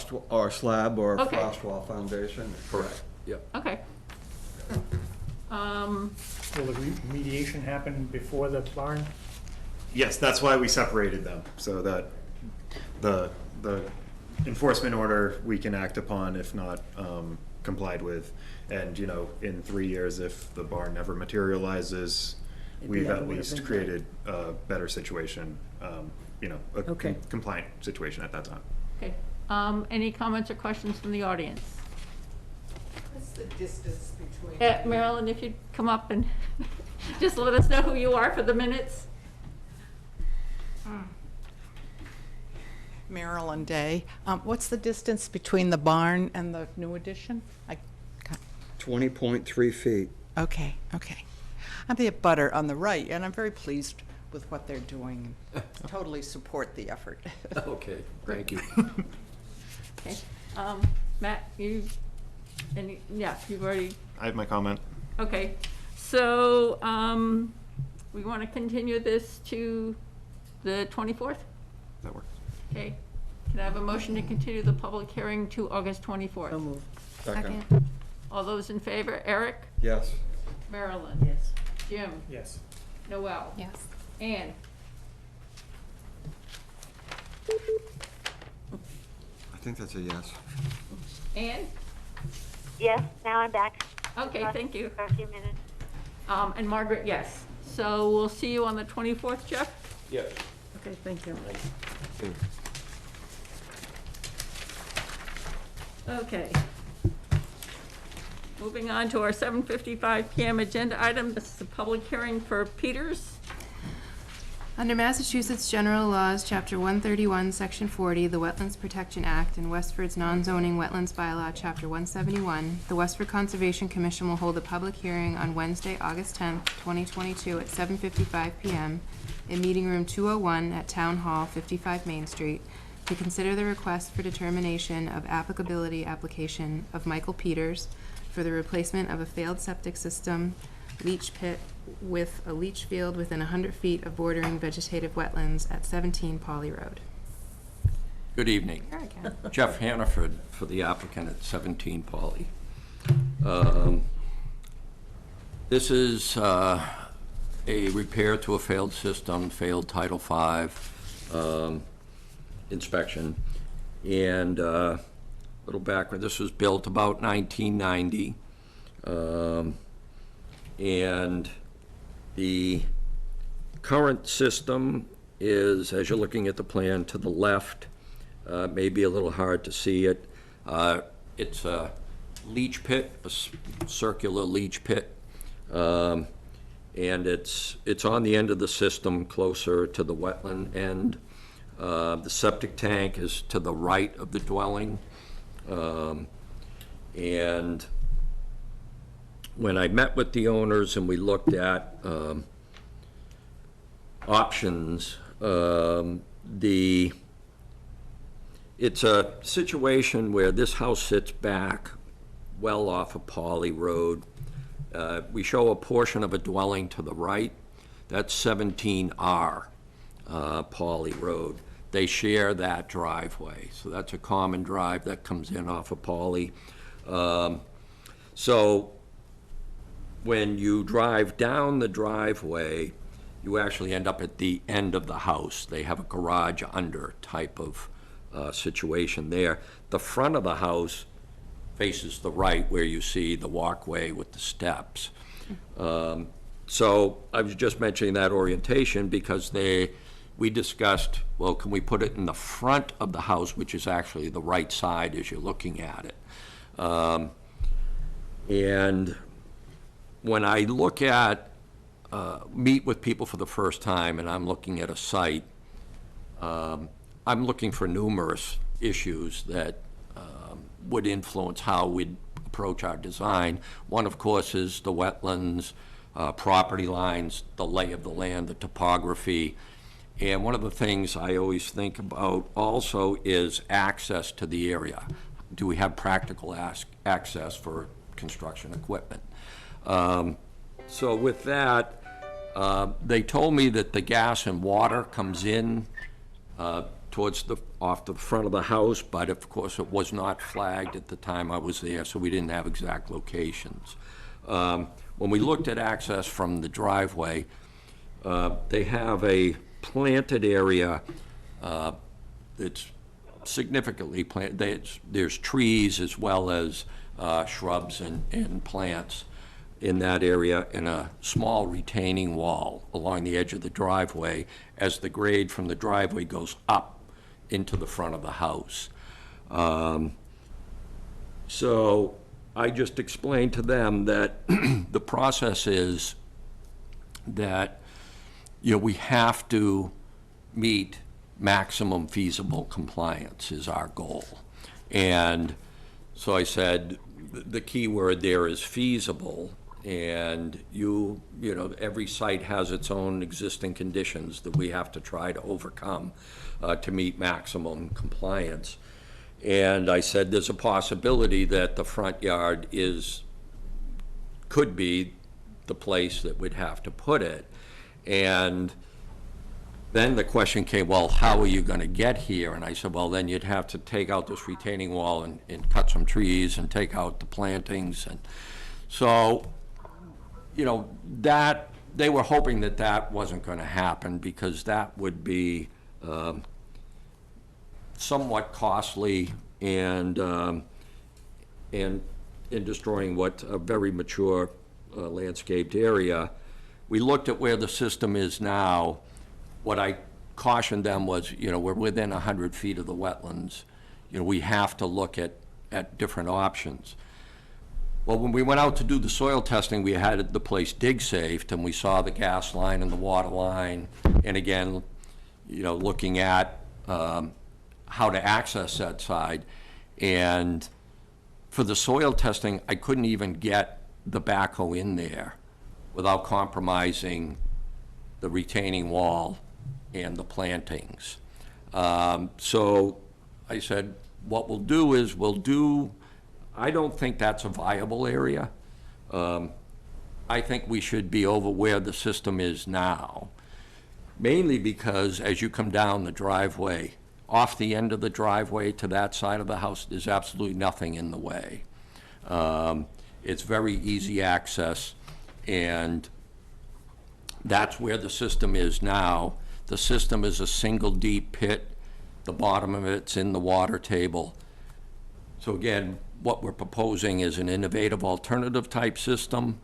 It's not out of the buffer zone, but it's no closer than the existing, but it is actually better environmentally than what's existing.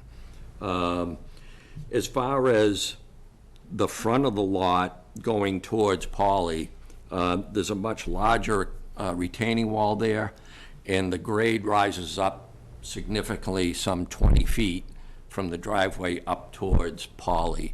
So that is not accessible. So we really were limited to the side where I proposed it or the front of the house. But again, I've told you my concerns about the front. The utilities that are there, trying to work between them and the house, and having to remove a retaining wall and well-landscaped area. And, you know, a portion of the system would probably still end up in the buffer zone somewhat. The owners are hoping that they don't have to touch that landscaped area, but that's why I'm here to discuss with you and answer any questions. I don't have a problem with where this is. Well, My so- question is about the shed that's right on the 50-foot wetland line. What's in that shed? That shed? Yeah. Lawnmower, gardening equipment, things like that. Are they storing, like gasoline and things like that in there? Probably if the lawnmower's in there, yep. Yeah. I don't really like that shed being within the 50 feet. Or the gasoline, yeah. They could store the gasoline somewhere else. The sh- Yeah. you know, the other could stay. You know, if you want the shed moved out to where the erosion control is, I don't think that would be a problem. Yeah, I'd like to see that happen. Any other members of the commission have comments or questions? No, I've listened to Jeff's arguments on why the new leach field is where it is, and I see the existing, pit where it was. Quite sure now how that happened in 1994, because we still had pretty much the same setback requirement, but I can see why it really can't be located any other place easily. So, given maximum feasible compliance, I'd say I can understand why. Did you have any comments or? Where are you with the Board of Health with this one? It's been reviewed once, and the review came back with no changes to the plan. All they wanted was a surveyor stamp on the plan to confirm lot lines. So, So do we need to leave this open? I mean, if, Probably should. yeah, I mean, if you're asking my opinions, having seen the review from the Board of Health, Won't hurt. there's nothing for them to come back on as long as I comply with adding the survey stamp on the plan, that it will be approved. And it doesn't need to go to a meeting, so. What do commission members feel about moving the shed outside the 55-foot? We didn't have any trouble doing that, so, Well, that just seems like we'll want that as part of an order. yeah. yeah, I can, Or I had two, special condition I had as two part of the conditions, conditional. if the commission does decide to go with a conditional negative approval.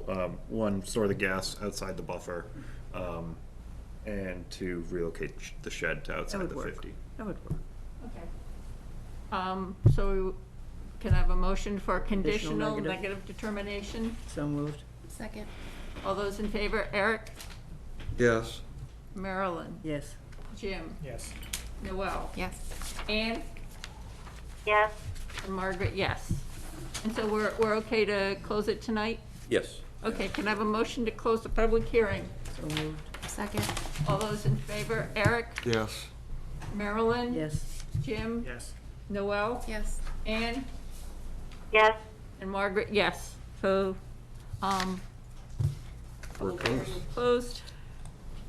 We've got stuff to sign. Yes. Thank you.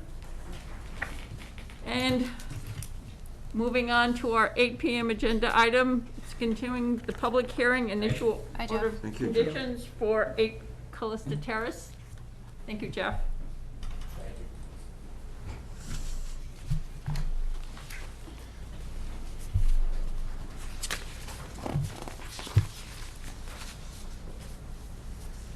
Yeah, good evening. For the record, Russ Tedford, Hancock Associates. So last meeting, main points that came out of it were schedule a site walk with the commission, provide the landscape plan, provide an existing conditions plan, and a better scan of the proposed plan as well. Since then, we have provided all of those. The site walk was on Wednesday, the 6th. Coming out of that meeting, the commission really, or actually Matt, suggested to not propose any non-native species within the 100-foot buffer. I've reached out to the landscape architect. She is agreeing to comply with that. She did not have time to submit a revised landscape plan prior to this meeting. Currently in process now. And then in the meantime, Matt sent over a draft order of conditions today, which I had time to look over. Nothing issue to the applicant or us in any regards. So I know there's a few conditional items with like the landscape plan, as well as like construction schedule and whatnot. But we are willing to comply with those prior to any sort of site disturbance activities. And I think that's it. Open to answer any questions. One thing I would just like to, we were originally going to do the site visit August 6th. We actually ended up doing it August 3rd.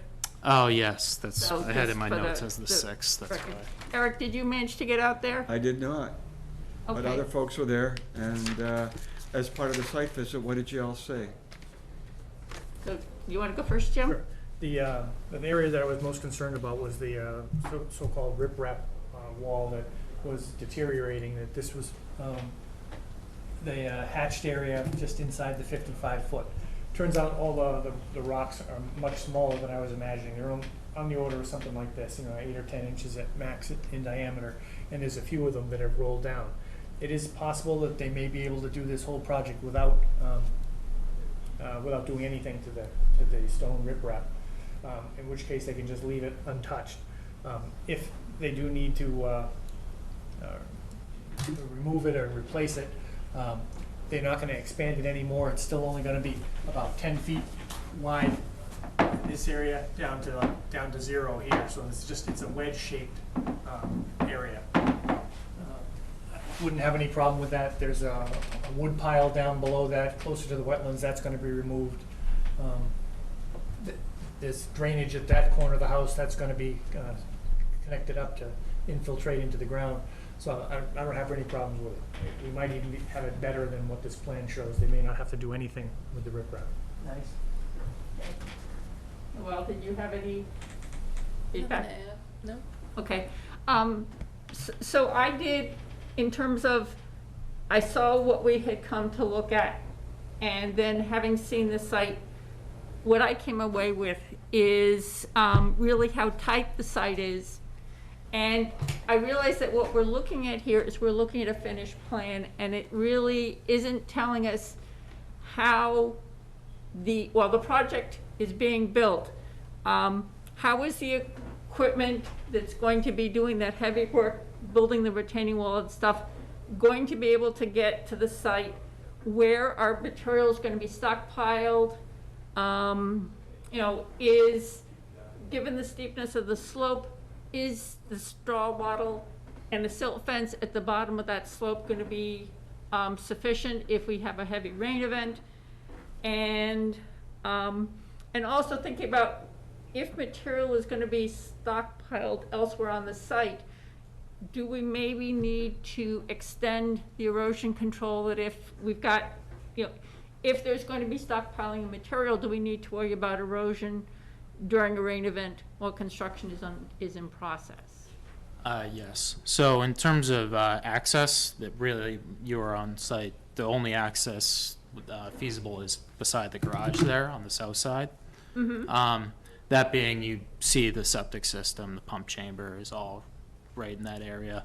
The contractor's definitely going to have to protect that somehow, whether he does that with plates or some type of structural fill like a riprap or yeah, I think riprap is probably the way that he's going to go. He's going to have to do that in order to protect it. And in terms of stockpile, I was thinking probably area also south of the garage, yeah, in that area. If they do stockpile materials, we would require them to have a straw wattle or a compost stock wrapped around the pile to prevent any sort of runoff from coming out of there. Okay, so yeah, because what I'm thinking is if this becomes the plan of record, then things like the extra erosion control because of stockpiling material, I'd really want to see this on the plan so that it tells the engineer that's working it or the people who are doing the work, the full extent. They can't just look at this plan and say, this is all I need to do, because this is obviously potentially insufficient. And I don't know what other, So you want to see the beefed up erosion control, you want to have potential stockpile location identified, and, if it's to be utilized. if They- equipment is gonna be stored on site, They need to show in the terms of- erosion control measure around Yeah, that. is thinking about, because we see the before and we see the after, and trying to visualize the pieces of heavy equipment that are gonna be on site, because there's really no area around the cul-de-sac to store that stuff, is if they've got all this equipment on site to do this work, where is it going to be? How are they going to be able to maneuver stuff around? And so that's where I'm starting to think about how we're going to make, how is it going to happen? Because that really needs to be thought about in terms of getting from current to proposed. Yes, understood. And I'd imagine equipment would even be placed in the driveway when not in use, or even beside the garage there too. Kind of keep everything all together since it's so tight. I'd imagine for this type of project, they're going to need some sort of excavator along with a bobcat at most, and then obviously probably dump truck, but they would probably wouldn't keep that on site. Do we also need to have, and this is outside my jurisdiction or my knowledge, for example, would the location of the leach field need to be flagged so that somebody doesn't inadvertently run a piece of heavy equipment over it? Yeah, and that's that note that we have, a contractor to verify location of septic system. That's their preliminary due diligence to make sure that, Verify it and then flag it? yeah, locate. Yeah, we can stake it. So you want him to revise the plan, I want, yes. and he's gonna need to maybe add a couple more sentences or something in the order of conditions to articulate the revisions we're discussing tonight, like the storage area that we're talking about, the beefed up erosion control. Well, and I think some of it is do we need to see that, do we need to have that on the plan, documented on the plan, or Matt, is that something that we would handle as part of the pre-construction meeting? Typically, that's handled as part of the pre-construction meeting, and I mean, that is special condition 24 in terms of, stockpiling locations. I mean, I can certainly we can certainly amend the draft special conditions to,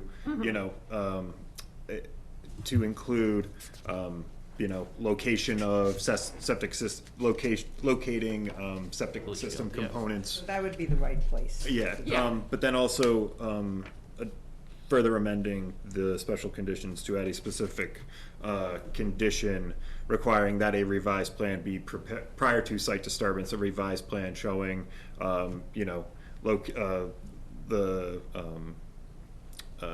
Temporary storage yeah, location. potential storage locations and the, additional, and erosion controls for those to make sure that nothing does end up within the buffer or the jurisdiction.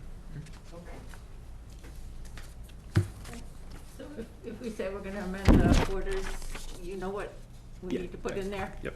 Okay, and is that, Yes, that's fine with us. We can revise our plan along with the landscape plan and submit them. okay, so, Prove it as amended. yeah, so we have an amended order, and so we're gonna get, part of what we're gonna get is an updated plan. We're gonna get the updated planting plan so that we know we have native species. Is there anything else? Any comments from the audience? Okay. So at this point, can I have a motion to issue the order of conditions as amended? So moved. Second? All those in favor? Eric? Yes. Marilyn? Yes. Jim? Yes. Noel? Yes. Anne? Yes. And Margaret, yes. Motion to close the public hearing. So moved. Second? All those in favor? Eric? Yes. Marilyn? Yes. Jim? Yes. Noel? Yes. Anne? Yes. And Margaret, yes. So, Matt will be in touch. I think that's it for this one. Great, thank you. Thank you. Thank you. Moving on to our 8:10 p.m. agenda item, we're discussing a draft enforcement order for Williams at 17 Hopkins Place. Do we have a plan for this one? 'Cause I didn't have one in my packet or in the, I don't think we actually printed the plan. I didn't find one on the electronic version either. No? Maybe Oh. maybe I looked in the wrong place, but I didn't see one. Yeah, that was an error on my part then. We just have the draft discussion. Do we have one for here that we can? I look at? can certainly pull one up Okay. and amend and revise the agenda, or the packet and such.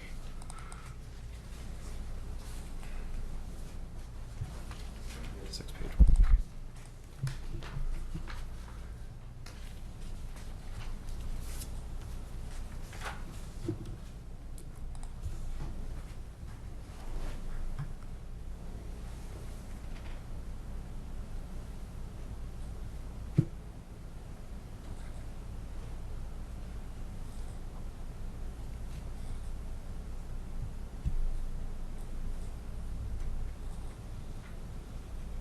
Here's the 14-page one. So the plans will be, and I'll revise the meeting packet with this, as this was sent to the property owner. This came to light when a building permit, this enforcement action came to light when a building permit application came across my desk. No wetland buffer was shown on the plot plan. Whereas it was shown on the reference plan for the subdivision plan of land. The building commissioner on July 6th made comment that provided correspondence to the property owner, wherein he went to the property and appeared that the pool was being used without benefit of a building permit and the required inspections. This house was built in accordance with an order of conditions from 1994. There were various special conditions that established siltation fencing, limit of work to be at the extent of 100-foot buffer to vernal pool located on the common land. No lawn or other artificial surfacing landscaping shall be constructed within. When the certificate of compliance was requested from back in January of 2019, previous conservation resource planner noted that clearing had occurred beyond the 100-foot vernal pool buffer and the proposed tree line, and that the encroachment should be encroachment beyond the approved siltation fence limit of work be rectified with the installation of 4x4 conservation posts and a shed to be removed. At the Conservation Commission a couple weeks later, the homeowner's attorney stated that the posts had been installed, shed had been moved. The commission issued the certificate of compliance. Aerial imagery, as shown, I can certainly run through the exhibits, shows that between March and April 2019 and March and April 2021, the area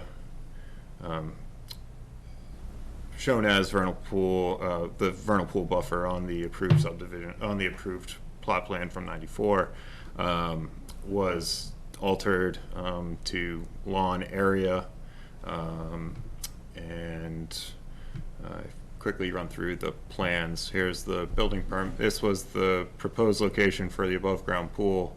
No wetland buffer is shown on this. The wetland and vernal pool habitat, or vernal pool and associated vernal pool habitat, originate over here.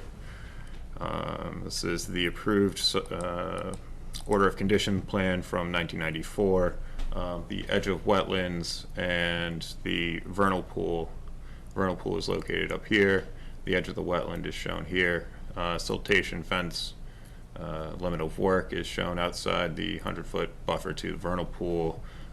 with portions of the lot being within the 100-foot to the bordering vegetated wetlands. The as-built plan, as annotated by my predecessor, showed the 100-foot vernal pool buffer here in red, the shed to be relocated out, and blue conservation posts.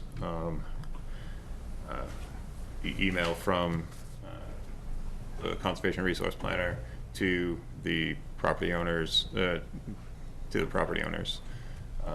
detailing the color coding of the annotated plan.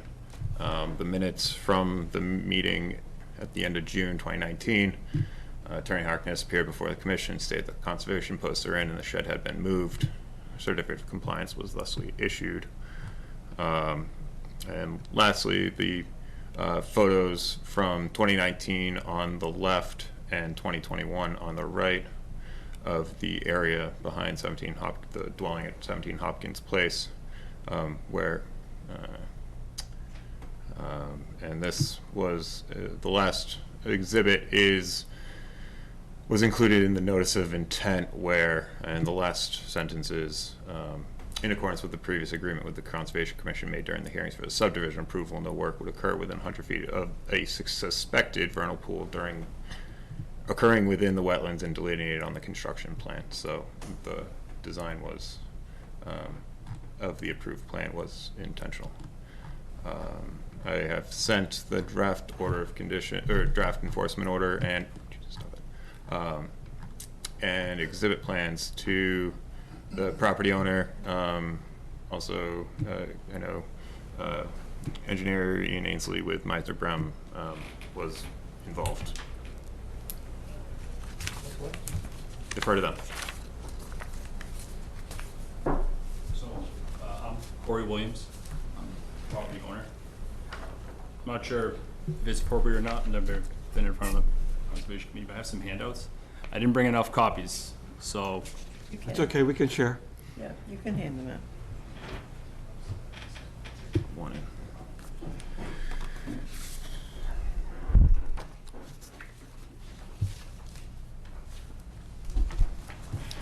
You can share that one.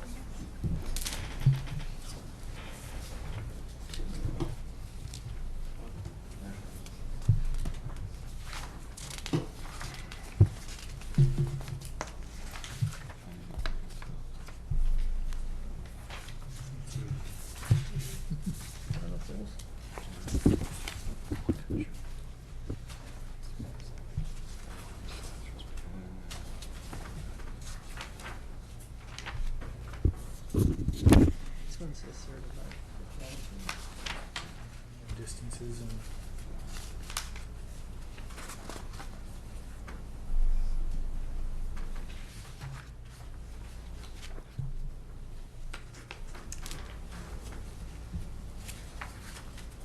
I'm not sure what I'm looking at.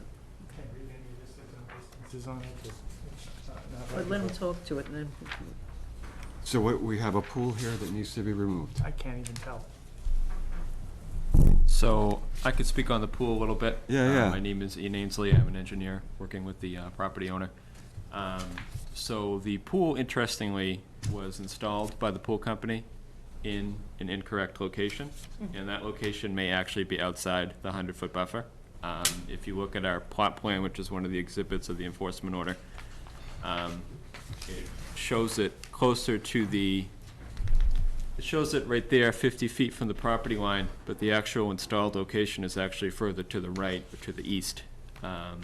We are actually, right now, trying to get our survey crew out there to get the exact location of that. My hope is that it was actually placed outside the buffer, and that it hopefully won't be in the buffer at all. The other thing we're trying to do is to get a wetland scientist out there to actually flag the wetland, because we're going off plans that are 30 years old at this point that don't have any wetland flagging on them, and I just want to make sure that we get the exact location of the wetland in the vernal pool. So I just figured, while this process was going on, to get some more information, so we have some real numbers would be helpful. There was do that, we'll know exactly where the pool is relative to the resource areas. Makes sense. So we just need to continue this then? Right. Well, actually, Got some at this point, additional- we're discussing that, yes, we need to continue the discussion item. Yes. Right. So We'll have distances to the wetlands and to the vernal pool from the objects of interest, the pool, Sorry. what else? Correct, That's and really the interesting thing is on the online mapping, the GIS mapping, state and town, there are no vernal pools, potential or certified, or wetland areas shown, that are shown on the old plans that are in the exhibits. They're shown on the mapping, Okay. 300 to 400 feet away. And that's why there's some ambiguity about where exactly the resource areas are, and that's why I'm trying to get the exact location figured out. And Okay. I included some of that information in that packet from at least from a layperson's perspective, you know, Okay. if it's at all helpful. Can you forward this to me so I can include that in the meeting minutes? Thank you. So We need to continue. what we're gonna do is we're gonna get, so you're getting the wetlands flagged so that we will get an updated plan that shows the location of the edge of the wetlands. Matt, did you wanna go out and verify the flagging? Yeah, I would like to go out when it does occur. I believe it's gonna happen this week. Okay. End of the week, but I'll let you know. I'll Okay. certainly make sure to make So it we up. would get an updated plan that showed the edge of the wetlands and then the appropriate The buffers. 30, Yeah. 50, and 100-foot buffers. Yeah. Okay? And then you'll also have the location of the The pool. pool. Yeah, Um, and then we're gonna get the edge of the vegetation up there as well. okay. And with approximate for the leach field, are you gonna be able to get the exact, or it's gonna be approximate? Because it's underground, you know, it's somewhat approximate, although I do think that is a pretty good approximation. So the rectangle closer to the house, that's the actual leach field right now in the ground. Okay. The rectangle in the that's- back is the reserve. So there's nothing actually there right now. So we actually originally were going to put the pool in that location until the Board of Health brought up that the reserve area is located there. One alternative, if the pool is in fact located in that spot, is to move the reserve area, which all you would really need to do, it's not something you're constructing. All you would really need to do is to do some soil testing to verify that it would work. And make sure it's outside the Make, 100 get foot? it as far away, you know, from the wetland as possible, obviously. Okay. That works for me. We can continue it 2 weeks, continue it a month. I mean, it's. I think 2 weeks would be sufficient. Continue it to August 24th? Yep. Okay, this plan is easily readable and all, and everything, we can understand it on. The ones on here are between difficult and impossible really to see. So if you could use whatever tool you got for those, it'd be great. Okay, so can I have a motion to continue? So move. Second. All those in favor, Eric, Yes. Marilyn? Yes. Jim? Yes. Noel? Yes. Ann? Yes. And Margaret, yes. So it's continued to August 24th. Thank you very much. Thank you.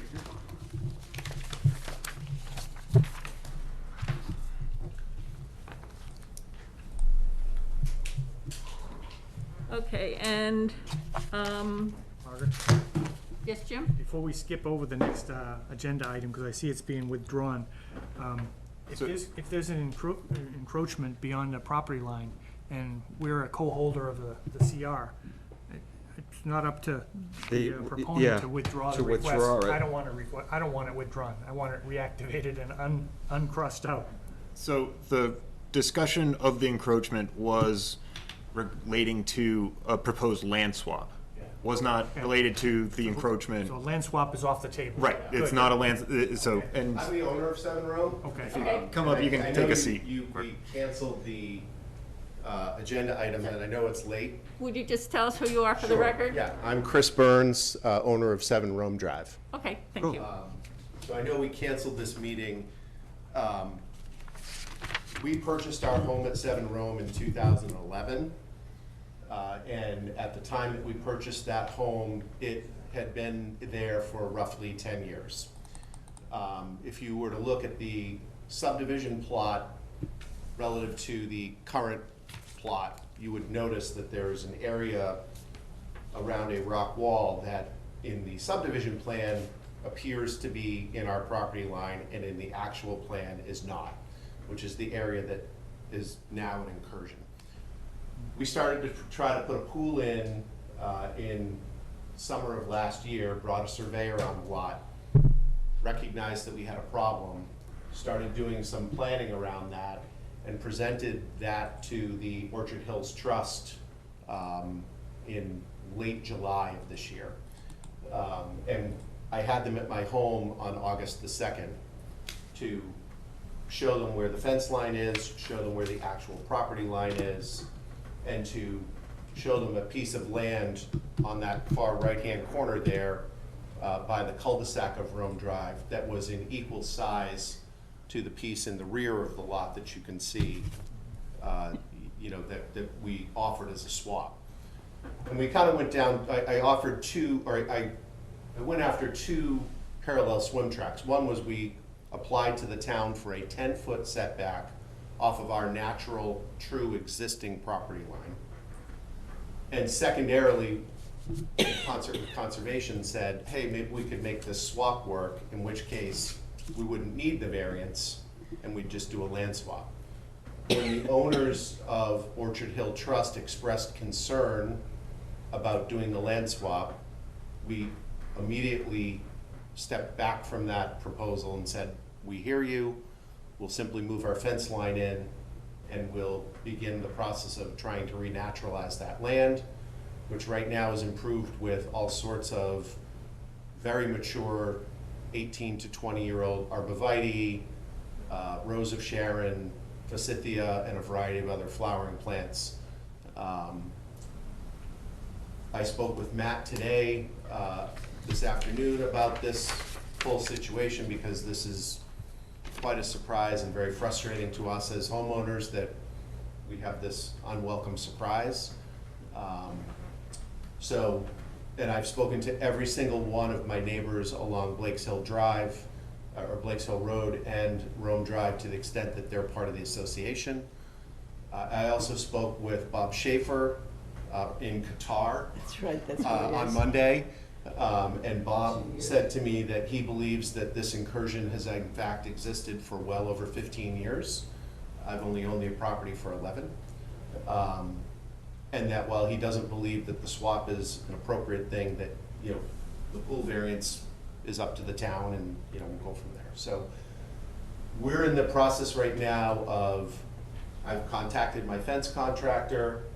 I'm attending a hearing next Wednesday to, you know, ask for the variance to be granted, a 10-foot variance off of our true and natural property line.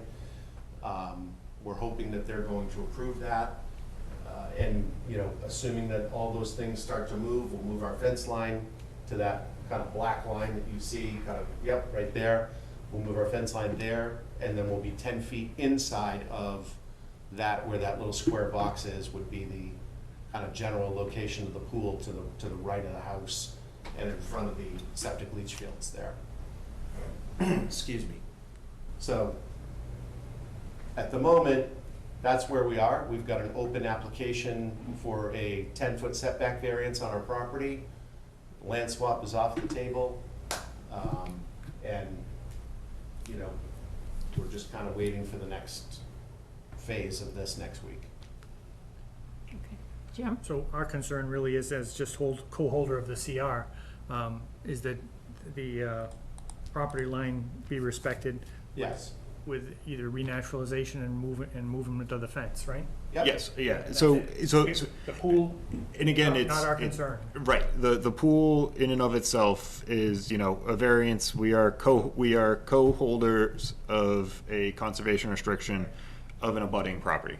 That's the commission's, you know, had this been a typical application and the existing encroachment not been an issue, I probably wouldn't have involved this, you know, my comments to the the zoning board would have been related to. It is not subject to the Massachusetts Wetlands Protection Act or the bylaw, as, and left it at that. Where we are the co-grantee to the CR, that's where we tried to start, working on a resolution, a mechanism of resolution. Orchard Hill Trust as the owners should be the primary Right. dealing with the Right, property and owner that's, here. We should monitor to make sure that it gets moved back to the My, line. my ultimate, with this whole, whirlwind of 2 weeks of, we're trying to, work into a land swap. My comment to the zoning board of appeals, in addition to my typical, it's not subject to, jurisdiction, but to respectfully request, if a variance is approved, that the occupancy permit be withheld until satisfactory renaturalization of the encroachment area pursuant to an accepted plan between the property owner, the Orchard Hill Trust as CR grantor, and the Conservation Commission and the Westford Conservation Trust as co-grantees. If the commission finds that acceptable, I will submit my comments to the zoning board for inclusion in their packet, and, we can monitor. We will certainly want to. And in my discussions with Mr. Burns, it has been, even in the email to withdraw, they've, expressed an interest to, work towards naturalize the area. And, again, That sounds like a good solution. Right. Yeah, without taking more of your time, it's been a very frustrating situation for us to purchase a very expensive home in the town. At the time we purchased it, it was one of the most expensive homes in the town of Westford. To lose that back piece of property is, I find, very difficult to swallow. It is a very mature, well-landscaped, well-maintained, well-loved piece of property that I have maintained myself since I purchased the home. I felt like we were extraordinarily creative in finding a way to solve that without having to rip up plants and disturb the land further. And I'm very disappointed that it created the firestorm that it did, but it did. So we have no choice but to kind of push back right now and pull the line in, so we will. One question with 20/20 hindsight, were you able to locate bounds that identify the corners of your back property line so that we don't have something similar in the future? Yes, so, it's been surveyed. It's funny, and I don't know how to read a surveying plan, but Matt, if you scroll down, you'll find the definitive subdivision plan. Perhaps you can pull that. There's two. That's it. That's it. Can you make that larger? So, if you look there, you see that stone wall in the back. Yep. If you now go to the plan below, just right below it, Matt, right there, there's the stone wall. So that gap between that blue line and the stone wall is the space that has been annexed and is in the Orchard Hills Trust property line. And you can understand why that happened, right? Mm-hmm. Because the original subdivision plan shows that line being the rock wall. And so I don't know, when you go back up, Matt, well, up in that left-hand corner there's a term DMFND or something like that. Drill hole found. Yeah, Okay. This is drill hole found. So there's a drill hole in there, there's a drill hole there. What does that so mean? Chris, I just want to, I don't want to get into plan reading. Sure. But so this was I'm accepting this is right. It was understood that the rock wall was the back property line. Yeah. And when the subdivision was approved, there was, 3 rock walls coming here, straight line back to, another 2 rock walls down that way. Yep.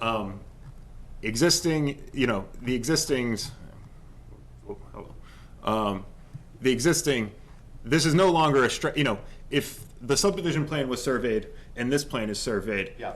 that means that that's the true indication of what's on the ground. Yeah. So at some point, this rock wall was relocated. Yeah. I can't Okay. prove when it was, I but understand. I understand. So Look, that's, we've you know, we've this lost is- this battle. Well, yeah, but I'm just, and for me, it's like, the subdivision plan, it showed very neatly, you had something that could show you and a future homeowner where the corners are, and, Right. and my not wanting anybody to go through this again is, I would really highly recommend that where the DH found is that something gets put there so that then there's something in the ground in the future, besides your fence, that a homeowner knows, okay, this is where my back property line Understood. is.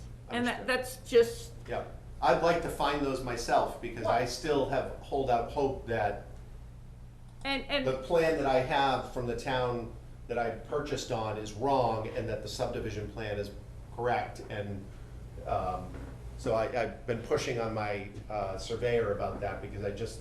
okay. And it just, But yeah, that's where that issue came from, but long and short, we've already agreed to take our fence down and to kind of bring it where it belongs right now. You know, like Matt and I talked about what renaturalization means, and I'll work on some sort of plan to integrate that property back into the forest that is behind it.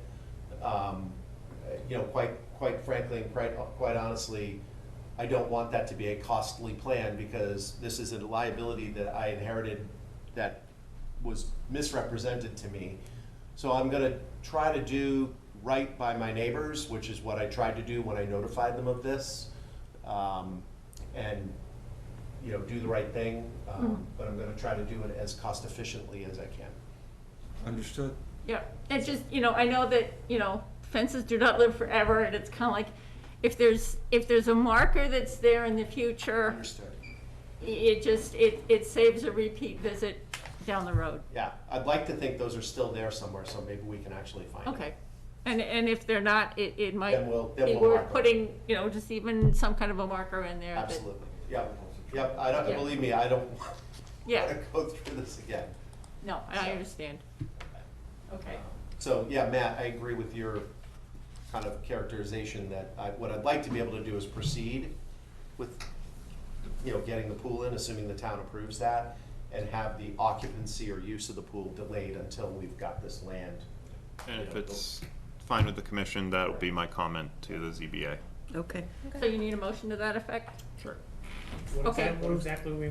Yeah, what are we doing? Because really, our role is monitor, that's it. Right, I mean, Yeah. right, but as co-grantee of the CR, and again, I don't want to, I want to make sure that, the commission's, We should stay in touch with the Orchard Hill Trust.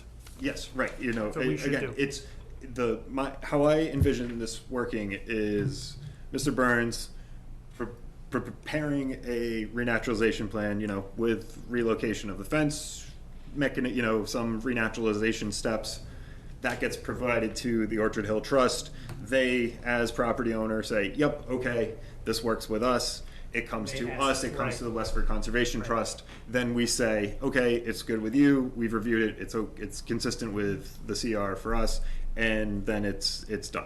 So But we that's what- also need our part of the paper trail in information provided to The zoning board, ZBA. yeah, to the So that's the ZBA. other piece of it is we're, for that filing, they need a report from Matt, and so there's. Just with regards to there being a conservation, an issue pertaining to the Conservation Commission and Conservation Department. Okay. So provide comments that, if approved, the respectfully request that the occupancy be withheld until satisfactory renaturalization pursuant to the accepted plan between the property owner, the Orchard Hill Trust, and the Conservation Commission, Westford Conservation Trust. Okay. Okay, so a motion to that effect? So moved.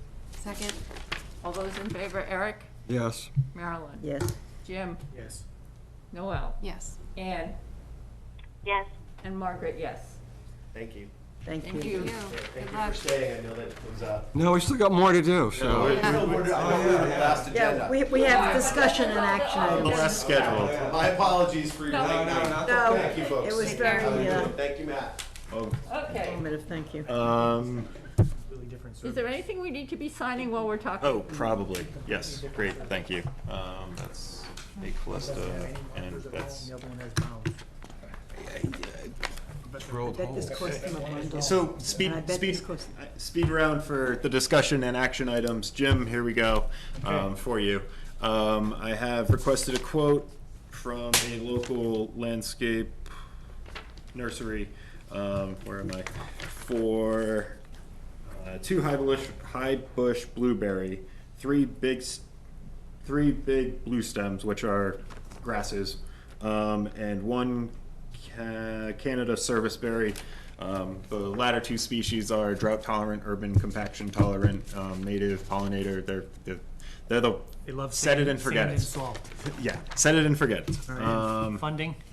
Funding, still working on that. All right, remember, if we have problems with anything that we can't do it from our funds, we ought to talk to the Westford Highway. I just need to figure out our. Okay. And when? I would wait, I mean, now that it's cool enough to, I was aiming for mid-September. Installed by mid-September. Just for info, it is day 439. Thank you. I figured somebody would ask. Okay. 87 Graniteville Road. The property owner is, the rationale for the property owner seeking to maintain the existing wetland crossing is to provide access to an upland area at the rear of the property, just for his own personal enjoyment of the area. It's it's a little, upland area surrounded by wetlands. I don't know if that's satisfactory for the commission or. He's not looking to build on it. Not at this time. Not at I mean, look at it.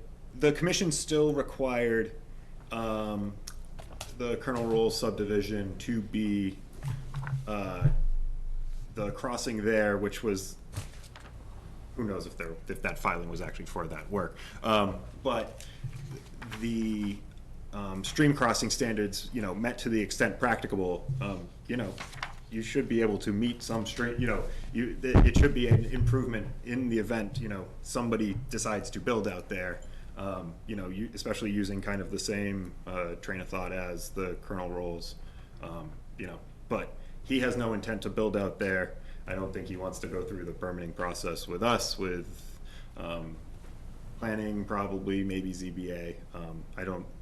I think he's looking to, the erosion control seed mix has certainly took.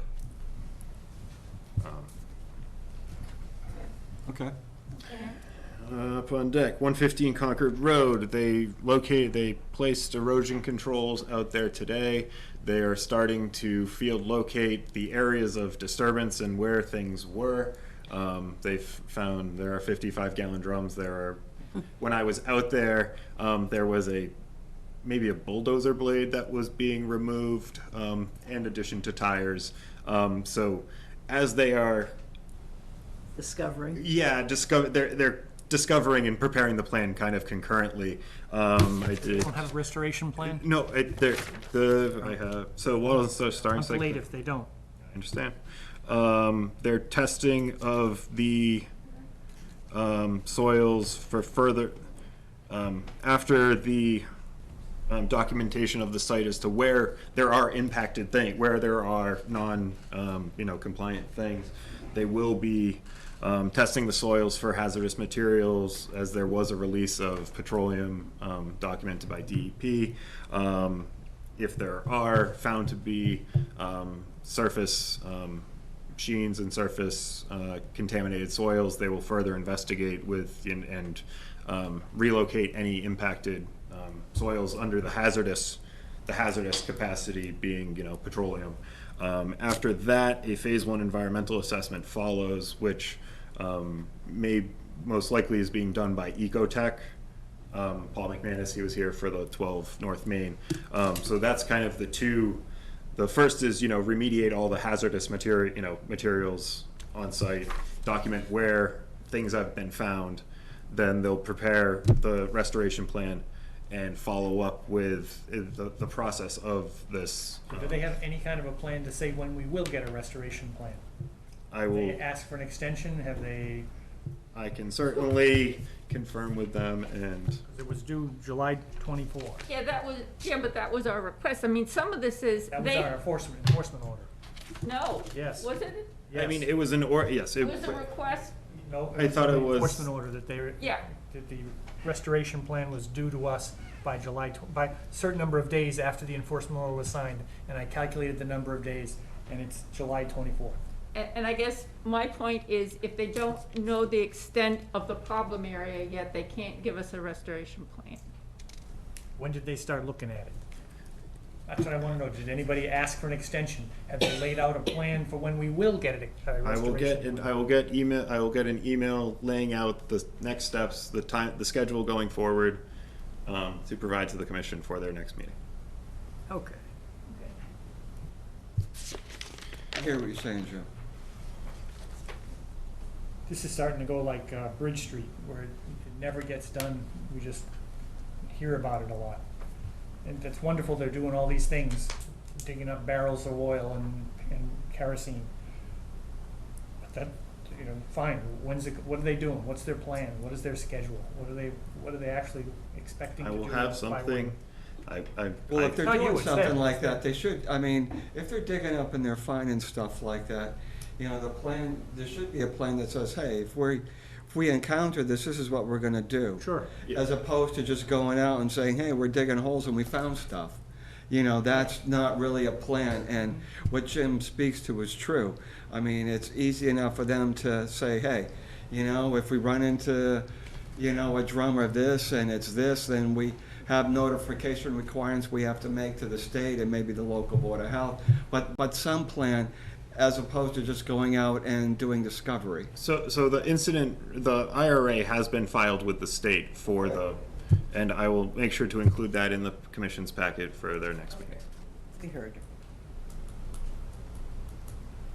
25 Buckboard Drive, they're removing the fence and removing the shed, with which has been an encroachment onto the conservation restricted parcel. They will be most likely providing a restoration plan at the next meeting for the commission's approval for the removal of the soils and the soils that have been placed off property for the action to be taken. And still more. Greystone Pond Dam, Jim, I know this is one you requested.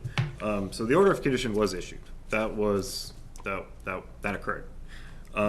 We wrote it a contingent. Yeah, you can't do that. Doesn't if you close, Jim? I understand. I understand what you wanted. No, that's what we did. But you can. That's what a special condition is. So the special condition, for an approved plan, an approved Mass DCR Office of Dam Safety plan, is to be provided to the commission prior to the dam to be altered. We can't the enforcement order in October of 2016 was to close the valves so that the impacted resource areas were no longer being, we were adding water back to the water body. So that was the enforcement order. The action was to stop that violation. Yeah. The notice of intent was for the construction of a low hazard dam. Right, and that was several months ago, for which we signed an order of conditions contingent upon it being completed properly and submitted to the State Office of Dam Safety. Right. I mean, we can't make them go do a project we can't make them put in a dam. We wrote an order of conditions because they already had a design for a dam, except they were lacking the break analysis and they hadn't sent it to the state. And funding and desire to actually do it. Saying they're not gonna do it? I mean, we can't, an order of condition does not, that's what an enforcement order is for. The order of conditions wasn't. We can't make the property owners at 55 Graniteville Road build a barn.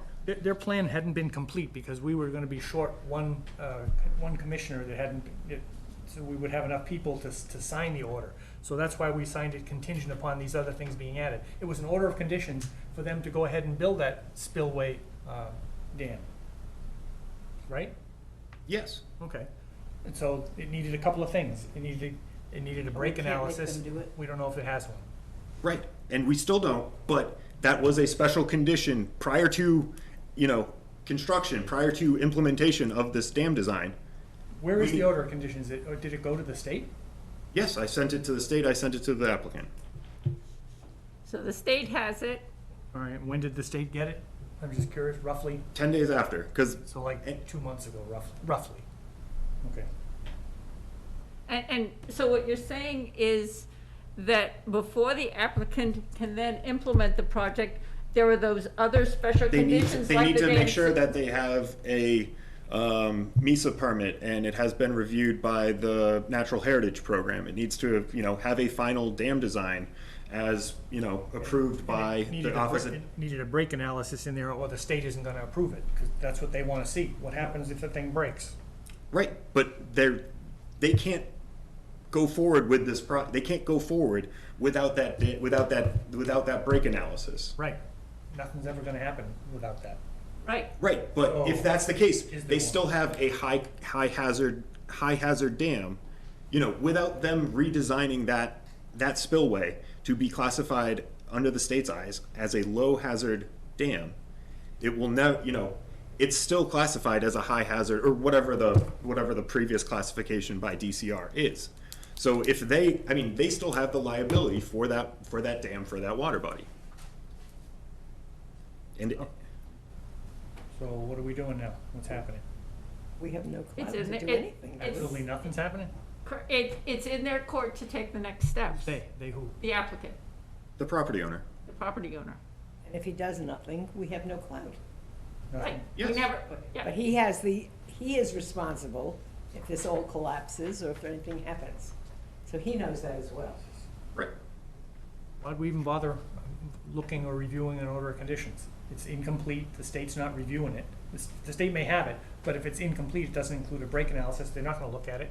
It'll just sit in somebody's in-basket waiting for this analysis to come from the applicant, and it's never gonna be there. So we just backed ourselves into a dead-end street. If they want to go forward with this, they have the commission approved reviewed that design. We don't, we are not engineers, that's why we conditioned it. But Jim's We- not wrong. But we have no clout. We have no way to make them do this. Trouble would make them do this, but we don't have any. Right. It's It's very frustrating, but it doesn't mean that we can go forward with anything. We can't make them do anything. We just wasted like 3 years. Well, sometimes we lose. Jesus.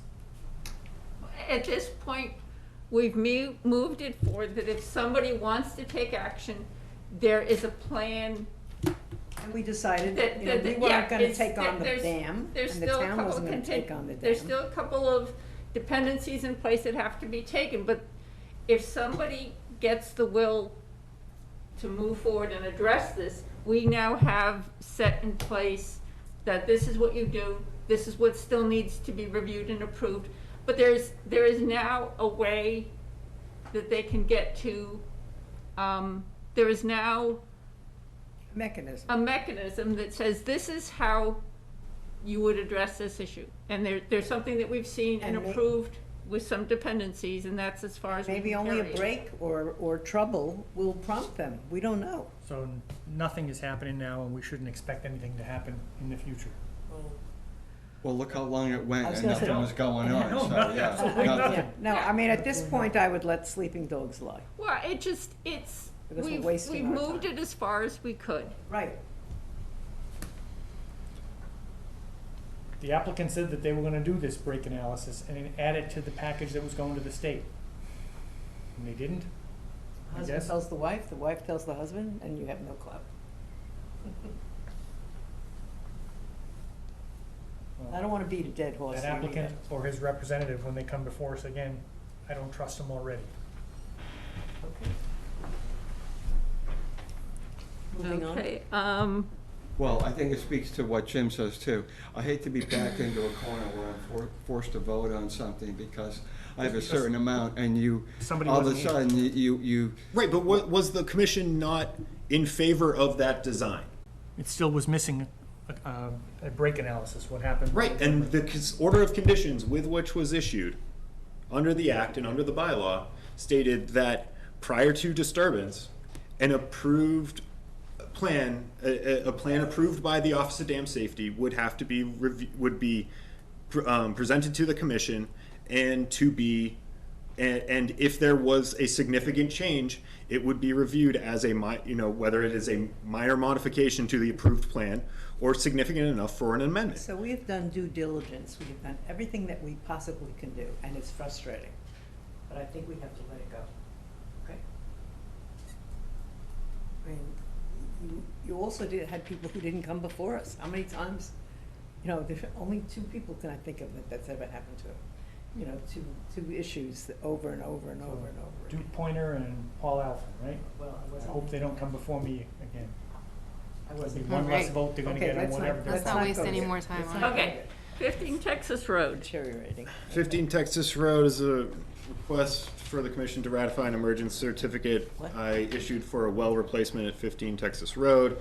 The property owner is without their well failed, A well? was pumping up mud, and as they started to do, check to see what was going on with it, smoke then started, which is never Really? good. Yeah, I thought it was, I thought the well installer was just asking, came in, I'm like, yeah, RDA, and he's like, no, the woman doesn't have water, she has a hose running to her neighbor's house right now, and I'm like, that sounds kind of like an emergency situation. Yeah. I think they're looking to do that in the next week. Okay. But if the commission could please ratify. So motion to ratify the emergency certificate for well replacement at 15 Texas Road. So moved. Second. All those in favor? Yes. Eric, Marilyn, Yes. Jim, Noel? Yes. Ann? Ann? Yes. there you go. Margaret, yes. Okay, request for certificate of compliance. This was the Wilsinskis at 28 Burn Ave. They demolished a historic cottage and planted clover. The clover has been established. They are looking to close out the certificate of compliance. And I your recommend it be recommendation is issued. yes? Yeah. So, motion to issue a certificate of compliance for Walensky, 28 Burn Ave, file number, DEP file number 3341773. So moved. Second, All those in favor? Eric? yes. Marilyn? Yes. Jim? Yes. Noel? Yes. Ann? Yes. And Margaret, yes. No, well, I think the clover was your idea, wasn't it? Oh, yeah. The Her planting husband of is having a clover? marvelous time mowing. I know. And the grass all around, full sun, very green. Yeah, okay. Minutes for July 27th. Yes, Marilyn? Oh, no, I thought they were very well done. I didn't have any, questions. We have a new comments. minutes The only taker, and I think she's I'm gonna sorry? do, we have a new minutes taker, and I think she's gonna do a great job. She was already doing a good job. The only thing I would suggest is that we remove the respectfully submitted Donna Furman, because that's not how, it's not consistent with what the minutes that we do here. It's more for a smaller organization. I So left we it on can for the tell- commission's she- consideration. She would just automatically do that, I could see that, but I think we can tell her it's not necessary. And also tell her what a good job she did. Yes. Yep. She will hear it when she does these minutes. So, motion to approve the minutes for July 27th, 2022, as amended? The open meeting minutes, yes. The open meeting minutes, Yep. yes. So moved? Second. All those in favor? Eric? Yes. Marilyn? Yes. Jim? Yes. Noel? Yes. Ann? Yes. And Margaret, yes. Executive session meeting minutes for July 27th, 2022. Any comments on the executive? I have no changes. Okay, can I have a motion? Well, we don't want to release, approve but not release? Correct. Okay. But no, they're not gonna be released. So, can I have a motion to approve but not release the meeting minutes for the executive session of July 27th, 2022? So moved? Second. All those in favor? Eric? Yes. Marilyn? Yes. Jim? Yes. Noel? Yes. Ann? Yes. Margaret, yes. So they are approved but not for release. Correct. We recorded the site visit for 8 Callista Terrace on August 3rd. No more site visits scheduled. And now we need to move into executive session. With the intent of not coming back into public session. Yeah, she has the motion language. Yes, so the motion language is, I move to enter an executive session to consider the purchase or value of real property as an open session may have a detrimental effect on the town's negotiating position, and reconvene in open session solely for the purpose of adjourning the meeting. And it will be by roll call vote. Yes. I second the motion. Okay? Nick, can I move it? No, I'll move it. Okay. So Marilyn will move it, Jim will second it. Roll call vote, Eric? Yes. Marilyn? Yes. Jim? Yes. Noel? Yes. Ann?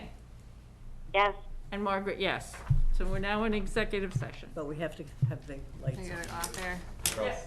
Well said.